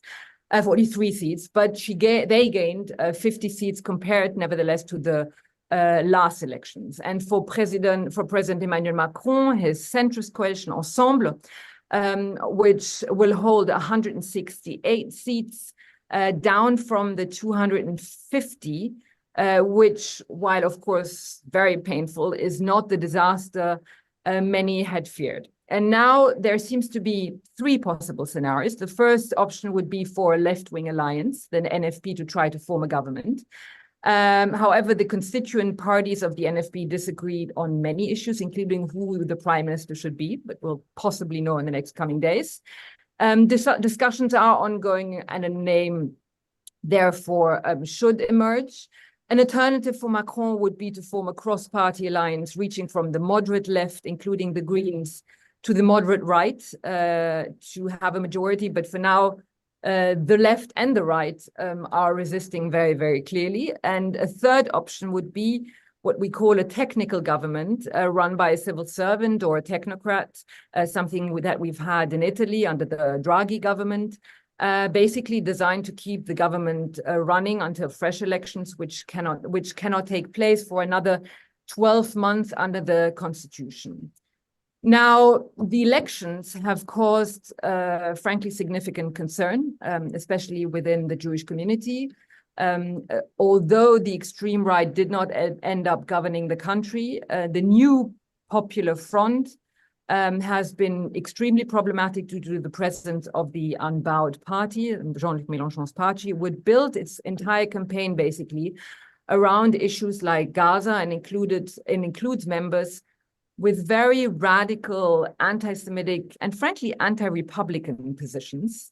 Despite a reported surge in anti-Semitic attacks, over 360 incidents in the first 3 months of 2024 alone, a 300% increase from 2023. Jean-Luc Mélenchon dismissed this as residual, and it gives you an idea exactly of what he believes anti-Semitism is. The Republican left, instead of seeking a centrist alliance, chose to partner with the Unbowed, leaving many French Jews, frankly, betrayed, not only from the left, but generally the French people. You have to understand that this party includes, and the parliamentarians who were just elected include, for example, former President François Hollande, and understanding that he and the rest of this party didn't consider anti-Semitism to be a red line was extremely distressing. In April 2024, we at AJC released a survey on anti-Semitism, as Dov just explained. We do those regularly, showing that 92% of French Jews consider Mélenchon's Unbowed Party responsible for the increase in anti-Semitism. And 56% would consider leaving if he was to gain power. What has been additionally particularly disturbing is the extent to which Jews have really become a central focus in the election, instrumentalized both by the far right and the far left. The far right attempts to normalize their party by positioning themselves as being against anti-Semitism and anti-Zionism, pretending to be the best protector of the Jews, while the far left uses the issue of Israel and Jews to create chaos and frankly push the far right into power, ultimately aiming to become the only viable opposition and basically killing the moderate left and right. But both sides ultimately seek the same goal, using the Jewish community as a pawn. And it also doesn't help, of course, when an Israeli minister undermines the local Jewish community by taking a stance contrary to that of the will of the community and, frankly, its interests. Now, an additional heartache for French Jews has been the fact that October 7th has really further intensified the increase of anti-Semitism, and the fact that this seems to be not a priority for the French public political scene. While everybody speaks about anti-Semitism, nobody recognizes the anti-Semitism on their own side. So the left will speak about the anti-Semitism only coming from the far right. The far right will speak only about the anti-Semitism on the far left and within the Islamists. The reality is nobody really wants to address the issue as itself and only uses it as political football. And knowing that the history of French Jews is, of course, intimately linked to the French Republic, it is probably not surprising that Jews in Israel are somewhat in the heart of this turmoil. We've long known, we've long said it, anti-Semitism is always the canary in the coal mine. It is the first sign that a society is unraveling, and the warning sign today is more clear than ever. This phenomenon is also not limited to France. The reality is when you look around, all liberal democracies across Europe and frankly, even in the United States are experiencing similar situations before October 7th, but even more so as an accelerator since October 7th. We are witnessing extreme polarization. We are seeing the radicalization of the political spectrum. We are seeing the inability to have any form of dialogue or even compromise. The explosion of conspiracy theories, ultimately the weakening of our democracies from within, again, of which anti-Semitism is, of course, the first sign. And this is why I think also we have seen the European Parliament see the elections really see now a huge increase of populist far-right party, but also to some extent the far left. We now will have 4 large populist blocs within the European Parliament, 3 on the far right, 1 on the left. You also see this on a national level with the rise of the AfD in Germany, the rise of the FPÖ in Austria, the rise, of course, of Netherlands and Sweden, basically all over the place. And despite the relatively good news, and that's not in the European Union, but still the United Kingdom is part of Europe. Despite the relatively good news that Labour eliminated anti-Semitism from its ranks and won the elections in the United Kingdom, we still see extreme polarization and frankly even sectarianism in the United Kingdom. There is a huge increase in support for Nigel Farage's Reform Party, as well as challenges from the Greens and independent candidates on the left. We saw Jeremy Corbyn, of course, winning the elections as an independent, candidates appealing primarily to Muslim voters, or rather Islamist voters, focusing their entire campaign on Gaza, which actually had an impact in the elections, with Labour's vote dropping by over 14% in constituencies with the Muslim population exceeding 15%. And this is really, we see that societies are really more and more divisive. And all of this, again, needs to be seen in a larger context.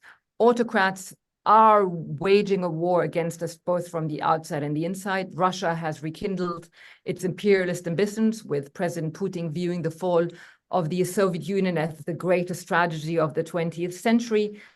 To defeat the West, Russia has strengthened its ties with anti-liberal movements and dictatorships, and including, of course, the Islamic Republic of Iran and its proxies, North Korea, to some extent even China. We know that all of these countries exploit the fragility within our liberal democracies across the Western continent by waging hybrid wars, financing parties both from the far right And from the far left, we know that Iran, as it was just released, has been financing and supporting demonstrations, anti-Israel demonstrations on American campuses. We know that the same has been happening with China, supporting those movements. We know, of course, the use of social media for information warfare. Now, this geopolitical reality underscores, I think, the broader context within which we must view these elections.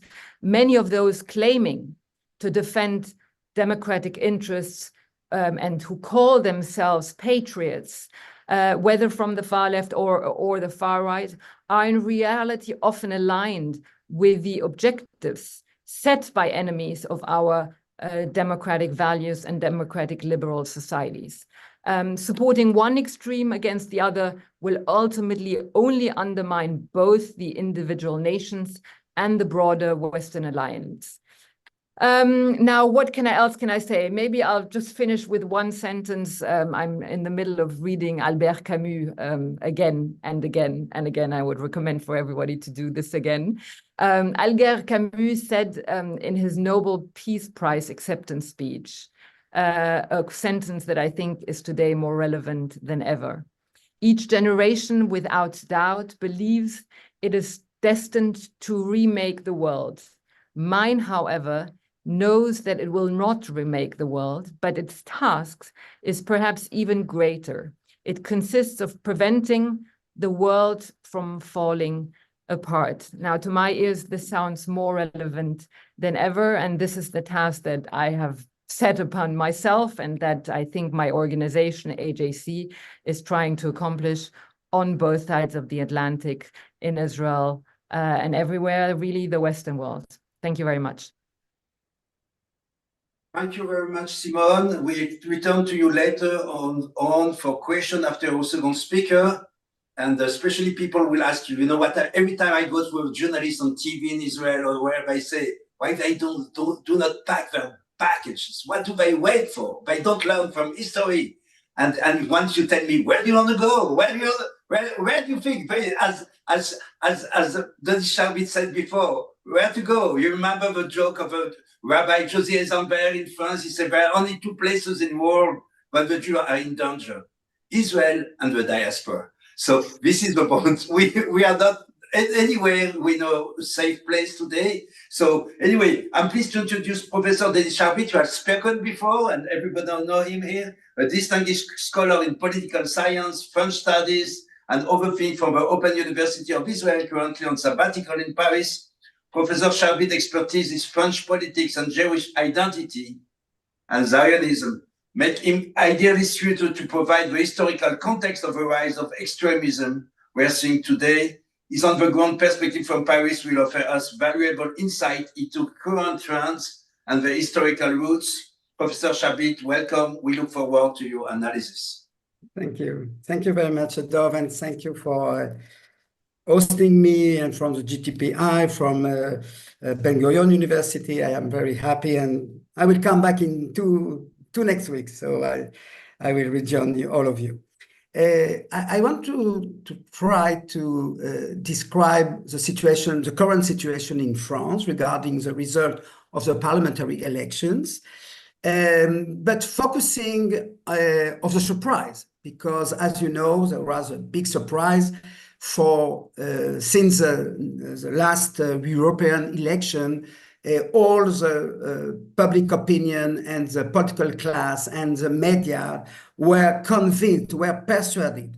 Either they praised the idea or they fear the idea that the far right, the Rassemblement National, will take the lead, will be maybe with an absolute majority, maybe without an absolute majority, but they will take the lead of the next chamber, the next parliament. And it didn't occur. And I think that we have to learn something from this result. It means two things. I mean, how can you explain it? First, because there was a mobilization of voters to the second term, the best percentage of participations since 1981. When Mitterrand was elected President of the Republic and he dismissed the National Assembly and there was a new election and he got a strong, very strong majority. So after 40 years, there was a real, very surprising mobilization in the second term, not in the first one. The second reason is what we are calling in France le Front Républicain, the Republican Front, meaning by that the political decision made by the center party and the left coalition to be united and to vote for the candidate of the two that passed the second rise. And it worked. And it worked.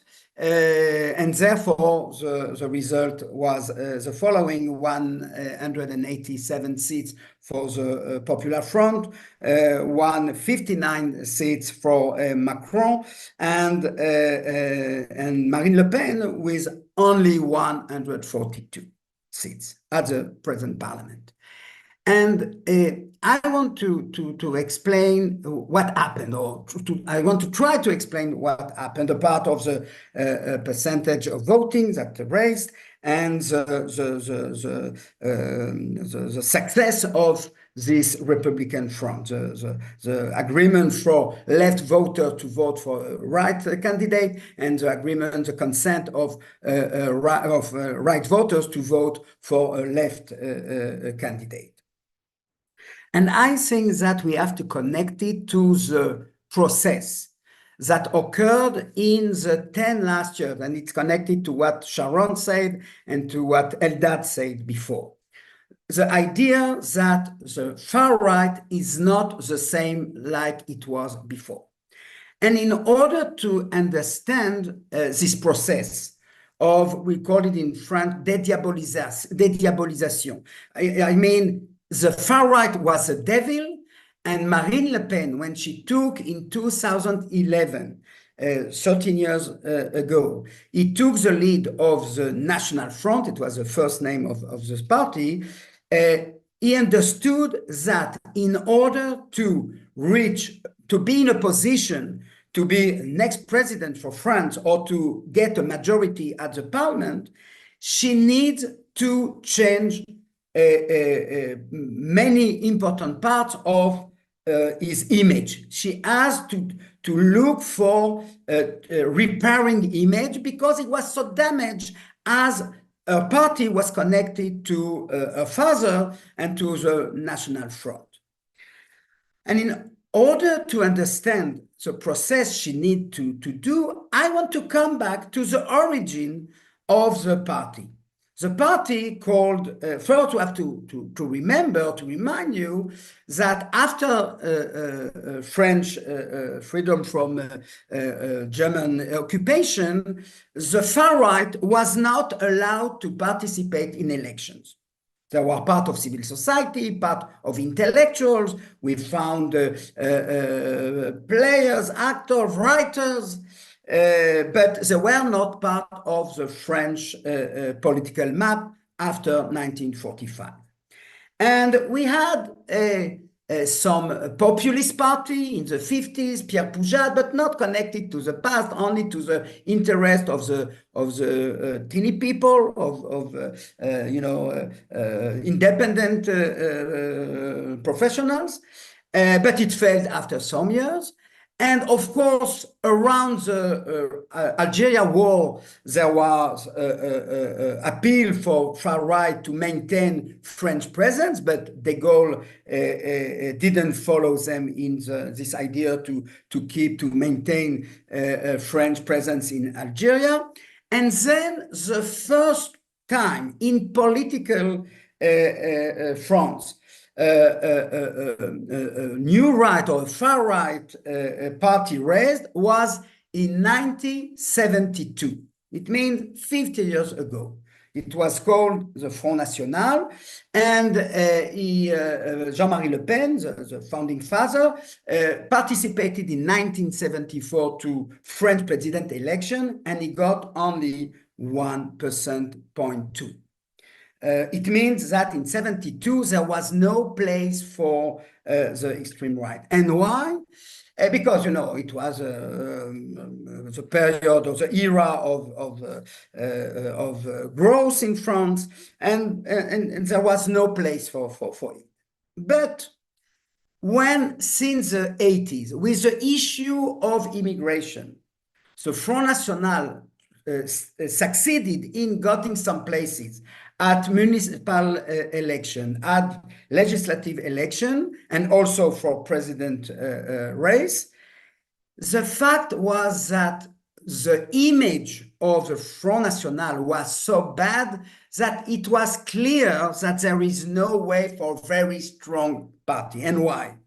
Because this party was composed of Vichy nostalgia supporters, monarchists, I mean, people that refused democracy and wanted the coming back of monarchy, Catholic integrists, Catholics that oppose the reforms that was agreed by Vatican in 1965 regarding many issues, and not only the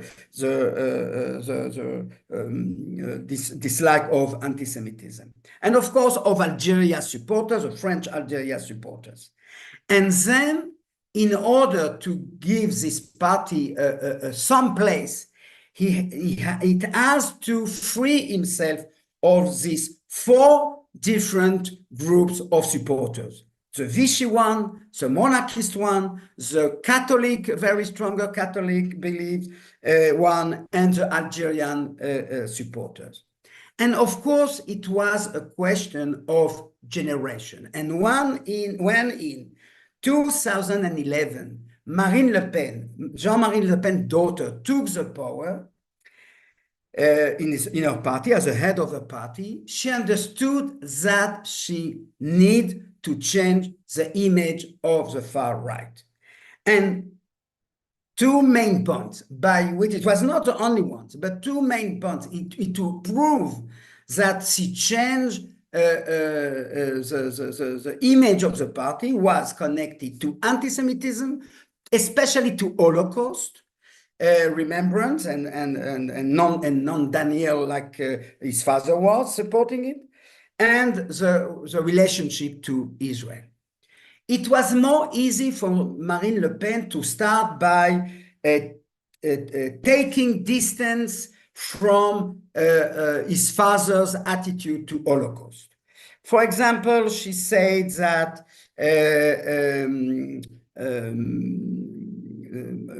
the Holocaust was the most barbaric event in the 20th century. And I must say, and must tell you that she succeeded in proving to the audience, to the French public opinion, that she's no longer adopting, endorsing the attitudes of her father. Regarding Jews and the impact and the influence of Jews on French society, I would say that it was thought that it's a more complex issue, not because of the leaders, but because of the ranks in a party. I mean, maybe she did all this, she completed the process, and maybe some other leaders, and of course, a candidate to be a prime minister is 28 years old. So it was very easy for them to declare that they free themselves from this terrible heritage. But it was not the case for the candidates in all the regions in which there was election.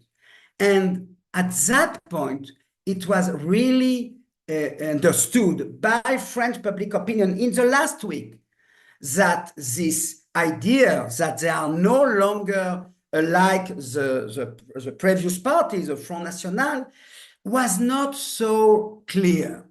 And therefore, I would say that the far right, of course, is the main important group in the French parliament with 142 seats among 577. But it means, and by voting against them, the significance of the Republican Front is that you start the process, but you don't finish it. You have to complete it. It's not enough in order to be part of the government. It's not longer of the parliament. They are part of the parliament, and even with a very problematic way of voting. You know, it's two rounds, and it's not a proportional like vote like in Israel. And in spite of this, it's clear that from French opinion, the attempt was not completed. You have to come back. So Chazara B'tshuva is not full, and therefore you have to work again. And you have to understand, it's not only regarding anti-Semitism. There are some other issues in which the far right, the Rassemblement National, did some effort. For example, they declared in the past that they will leave the euro zone. And of course, in the 5 last years, Marine Le Pen said, no, we will maintain the euro because she understood that it will create trouble in French economy. Regarding, I will give you other issues in which there was some departure from the previous attitudes of father, but it's not considered still enough.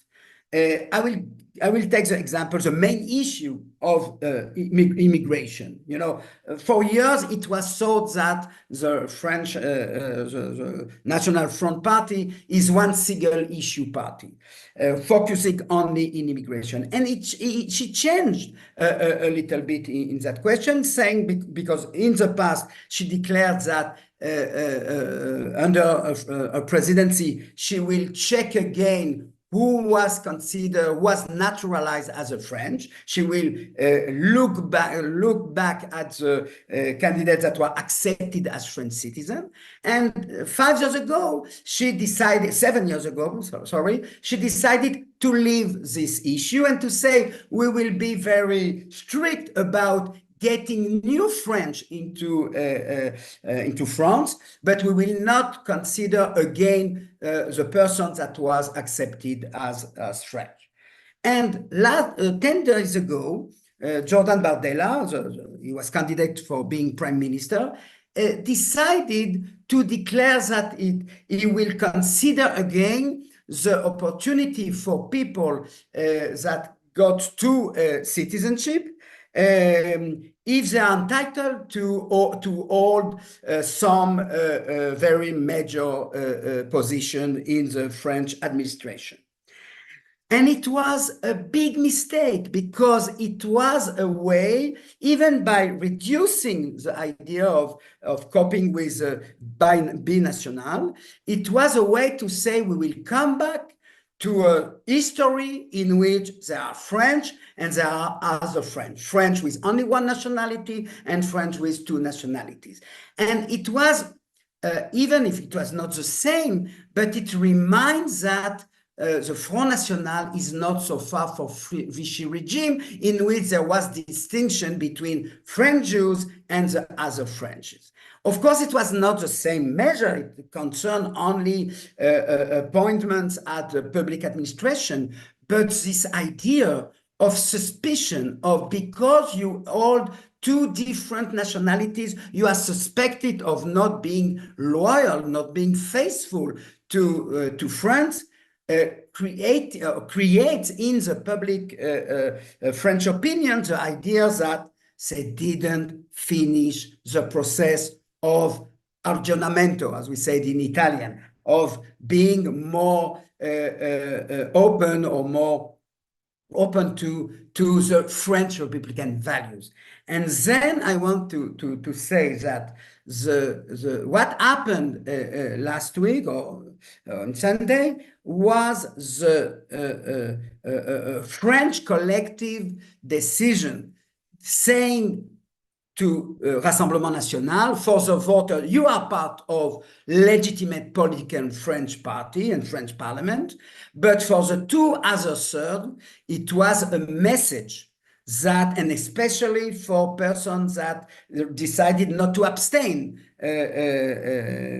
last Sunday, to say you are on the way to maybe to be a legitimate party, but the process started. It is not enough because I would say, you know, as it's a question of genetics. I mean, it's your DNA, it's your birth identity is totally rejected, and even if the far right succeeded in to get a place at the parliament with 142 seats, it is not enough. And regarding, I want to end by saying something regarding to the left.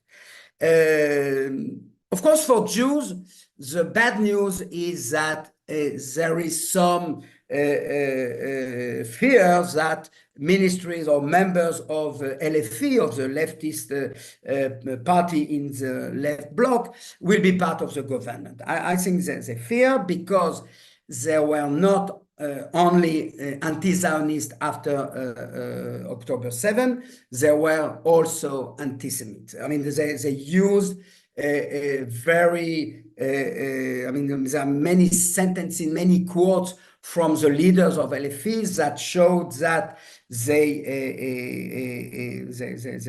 created a sort of distinction between French Jews and other French citizens, and they are bad news. But at least we have to consider that the two main parts of this Popular Front are equal.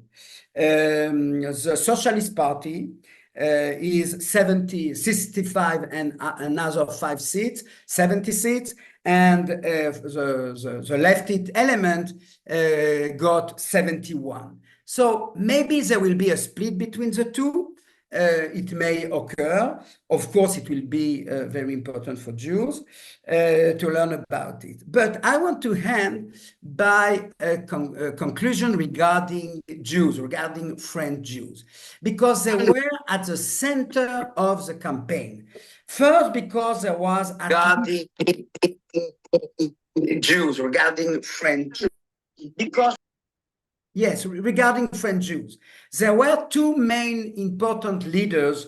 One of them is Serge Klarsfeld, that was the main moral figure fighting anti-Semitism and fighting for Holocaust memory in France. He is really the best consciousness of France regarding Vichy France.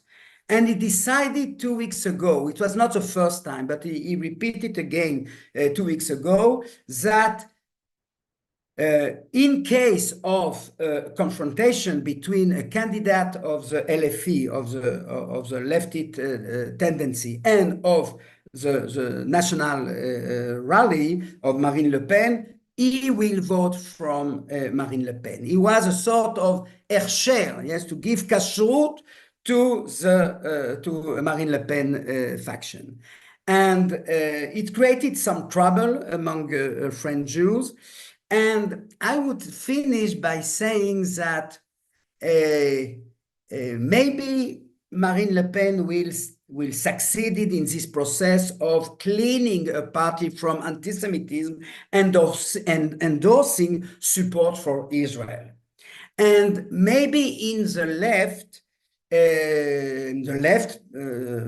wing of the Popular Front, there are more and more anti-Zionist figures and leaders and opinions connected with Muslim support. And the Jewish public opinion is divided between the two, because from the point of view of the past, it's very hard for them to vote for Marine Le Pen, and maybe it's more easy for them to vote for Marine Le Pen than from Mélenchon because of his stand against antisemitism and anti-Semitism. But what I fear, and maybe it will be my conclusion, I fear a situation in which Marine Le Pen will be Zionist but still anti-Semite, and Mélenchon and his party will be anti-Zionist, even if they will succeed to clean themselves from the anti-Semite tropes and prejudices. And I think that a situation in which anti-Semitism on one part and anti-Zionism on the other part may be a very, very cruel dilemma for French Jews and for European Jewish communities. Thank you. Thank you very much, Professor Denis Sharbit. And so we'll come back to you in a few minutes regarding, because you are an Israeli looking at the people in France, the Jews in France, and your perspective first different from people where somewhere else. People live in France, they have another perspective about it. And even inside, I come back to Simon now. I will ask you a question for the few minutes we have more. So the first question, it seems, I've been in touch with people. I made a video on the French Jewish radio. On few hours, I had 19,000 people who have viewed it on YouTube. And it was probably much more on Spotify and Facebook and so on. So the Jews are very worried about what happened in France. And there is also a gap between the people who live in the wealthy surrounding and the 28 leaders of community, presidents of communities who have met with Marine Le Pen on Wednesday. So these people are not, they know all what you have said, Denis. They know what they have said, Simon. They know that, remember the sentence when I was born in Paris, and remember we say, the Jews are on the left side because the Jews have no right. We have no right, so we have to be on the left. And we are a minority, and we have to go to fight for our right, but to fight for your right, so we have to be much for the left. So Jews are the left on the right, on the earth is on the earth of the Jews was always on the left side. But we see these people living in difficult neighborhoods, suffering on the daily life, and we have seen also 2,000 families who have registered at the Jewish agency since Sunday. So it's looked like something is happening at least for the poor people in France, or people who don't live in a privileged neighborhood. And do you think, Simon, it's something, there is a gap between the leaders and the leaders who go with Macron and supporting the Republican arc, and some people, we know that a lot of people, we know that in Fontenay-sous-Bois, in Rosny, in Sarcelles, more than 60% of the Jews have voted for the far right. So these people are just stupid. They don't understand the story. What these people want to leave France, they see that something, what is the big trend? We see that, we heard that from Yedidia in the beginning. We have one fight, we have a demographic shift with a lot of Muslims in some way, and we have also the far right and the anti-Semitism surge again. So there's something which, if you look from outside, and this is what people look from America and from Israel, they say what's happening there is not so good. I mean, there is no real rosy scenario, but maybe you see differently. No, listen, it's to some extent what Jews are experiencing, and you're absolutely right. Your reality very much depends on where you live, and whether you're a visible practicing Jew or you aren't. If you live in the 16th or in the 7th arrondissement or in the 6th arrondissement, you're not a practicing Jew, that you live in a nice neighborhood where, the square meter costs 20,000 euros. It's a very different reality than if you are a visibly practicing Jew and you live in Rosny-sous-Bois or Clichy-sous-Bois or any of those neighborhoods. And to some extent, I think it's pretty similar as to what the French in general are experiencing. And when you actually look at the vote for the national rally, in particular in the first round of the election, and what was very visible, and also in the European parliamentary election, the country is very much split into, these big city blocks where you have these metropolitan areas, in particular Paris, of course, where there is nearly no, there is no national rally candidate coming out of Paris. And you compare it then to, the countryside, etc. So there is a split of reality of what different populations are experiencing and living. And I think that also is the case, particularly for French Jews, who, have a very, very different reality. And I think that goes back then to the responsibility of the traditional governing party on the left and on the right, who have to some extent abandoned a very clear line on dealing with those issues. If you look at, for example, Denmark as an example, it's pretty interesting. Take the Jewish case out of it, but it's very interesting. In Denmark, the Social Democrats have been in power for quite a while. One of the reasons why they have been in power for quite a while is because they do not shy away to address the very, very difficult issues. They do not shy away from discussing the issue of immigration, integration, identity, Islamism, all of the I's. And therefore, the far right is gaining much less ground. And that's, I think, to some extent is also the case in France, is because some of the issues have been abandoned or have, by Emmanuel Macron, been approached in what we call en même temps, at the same time. A little bit of yes, a little bit of no, a little bit of here, a little bit of there, and have really, I think, destabilized many French people, and French Jews in particular. And I think unless the traditional left and right reinvest those areas, we will see more of that. We will see more French Jews feeling that they're being abandoned by the socialists. We will feel more Jews feeling that they are being abandoned by the Macron's party, especially given his stance on right and left on the issue of Israel. And we will have more of the far right gaining. So I think it is really the responsibility of the traditional parties to reinvest some of the very, very difficult issues. And by the way, we have seen exactly the same thing in the United States when Hillary Clinton, as you probably remember, spoke of the deplorables. And Donald Trump understood that, in particular, the Rust Belt, that there were people who were afraid. They were afraid of losing American identity. They were afraid of the fact that their children were not doing better than they were. They were afraid of globalization. They were and if you don't address those issues and you leave that space to the populists so that they can give very simplistic, easy answers to that, well, then that's the situation we'll find ourselves in with, and we will have more of the far right, including within the Jewish community. Dov, I want before I give to Denis, I just follow with the next question, just personal level. Do you think that your grandchildren will stay in France, or you think something is happened? And then we go back to Denis to answer and to summarize also maybe all what you have said today. But so let me say two things with this. First of all, I'm the incarnation of a diaspora. Kids to the Jewish school or to, so anyway, I don't know where exactly the study, but. So first of all, I'm the incarnation of a wandering diaspora Jew. I grew up in Germany. My parents come from Romania. I've lived in 5 different European countries. I don't know where my children will be. I chose France because I love France.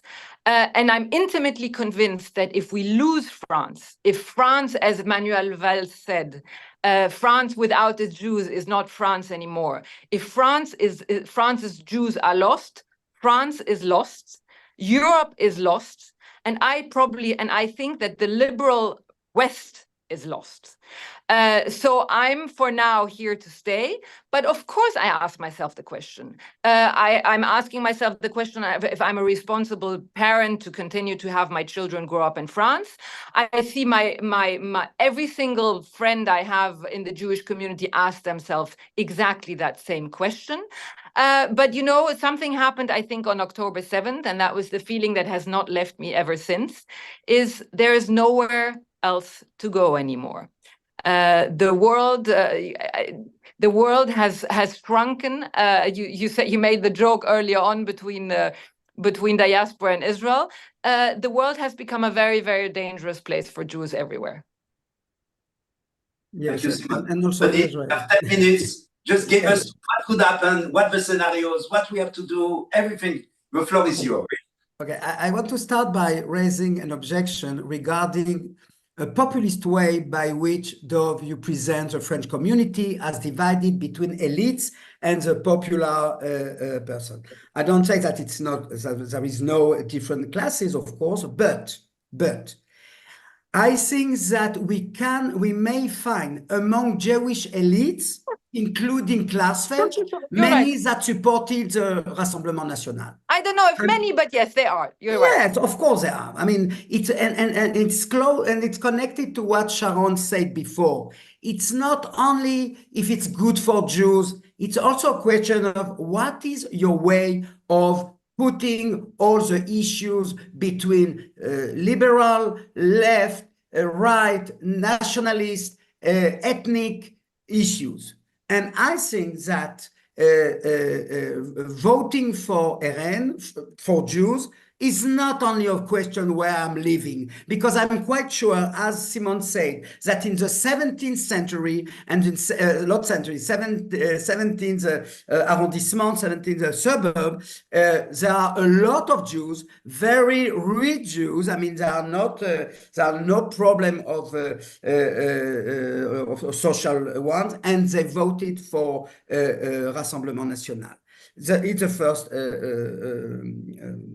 Yes, but less than expected. Less than expected, maybe. Okay, we have to and less than the for national. Okay, it's the first observation. The second one is connecting to the future. I think that the problem is that in order for Jews to consider the future, of course, there is a question of what is the level of anti-Semitism, if we can manage it or it's unbearable. Of course, there is a real question. But we have also to consider the Israeli society regarding democracy, regarding the level of living, regarding housing, regarding employment. I think that today, people are not leaving the country because Hitler rise to power, but because there's a real immediate threat. There is a general threat, a global threat, something diffuse threat. It's clear. I listen to these voices, but it still depends on what happened also in Israel. And therefore, it's not enough to say that Israel is open for immigration. We have also to prepare the conditions for a good immigration. And for part of the Jews, not for all of them, the question of resolving the conflict, the question of preserving or protecting the democratic regime of Israel are really main issues. And if we are not considering those issues, so maybe they will leave France, but they will not choose Israel as a place for living.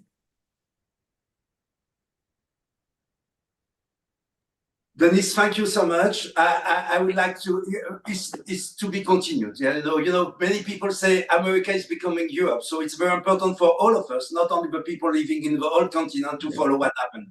We know what happened in South Africa is now coming to Europe. And what happened to Europe is may happen tomorrow to America. But the reason on the New York Times, we see every day article about what's happening in France because they're very afraid that something is like. I would like very much Professor Yedidia Stern, if you are on the line now, if you can open and to say a few words to just to summarize or to whatever, to say something about it.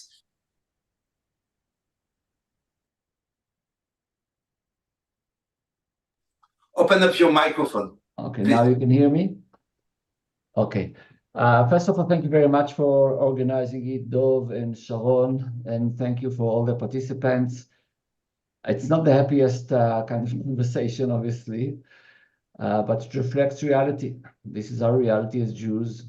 Personally, you know, my mom passed away last few months ago.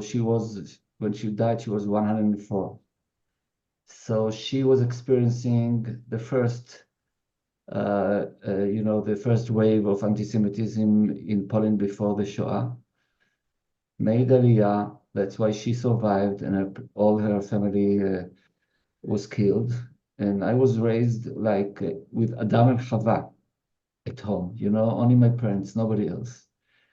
And this is for me the way to look at everything that's going on in our national life today. Our generation, those who are here, were lucky enough to be part of the golden age of Jews, not only in the last centuries, but from the time of Second Temple till now. We enjoyed for the golden age. Even now, think about it, the grandchildren of the current president of the US and other two presidents of the US in the last decade are Jews. Nevertheless, all this is apparently not immune, doesn't give us immune against anti-Semitism, and we can see that the golden age apparently is shrinking, hopefully not disappearing. And we all have to think, what does it really mean for Jews worldwide, in Europe and in Israel? Well, Dennis, I heard you saying that you're not sure Israel is the safest place. Obviously, Israel is not the safest place, but again, it's personal, only personal. If I have to sit in a synagogue or shul in America, when a police person from the American police or French police is protecting me, or am I being in Yerushalayim and my kids are protecting me and are able to protect me as a Jew, and from existential point of view, the way I look at it is very clear. So who are we to preach to anybody else what to do? But that's my reflection about my life. And I think many Israelis feel the same. And maybe some people in the diaspora are feeling the same. Anyhow, we are all here. JPPI is a platform to help the Jewish people to form policy. Hopefully, I'm telling you now, JPPI is about to embark a new program about a national strategy to combat anti-Semitism. The Israeli government is not dealing with this in a serious way. We would like to change it. And this is one of the things we would like to promote. It's in the beginning of it, but I think now everybody understands the need. And I do urge you, all of you, the participants in the webinar, those who are listening to us, to don't be shy. If you have any kind of idea, come to us. We'll try to benefit from your ideas and to try to make it reality if it's possible. So again, Sharon and Dov, thank you very much. And Shabbat Shalom to everybody. Thank you to all of you, and thank you to all the people, to all the constituency of the people. It was very inspiring. Thank you for all, and to take your time and to share with us your experience and understanding of the situation. Welcome. Thank you.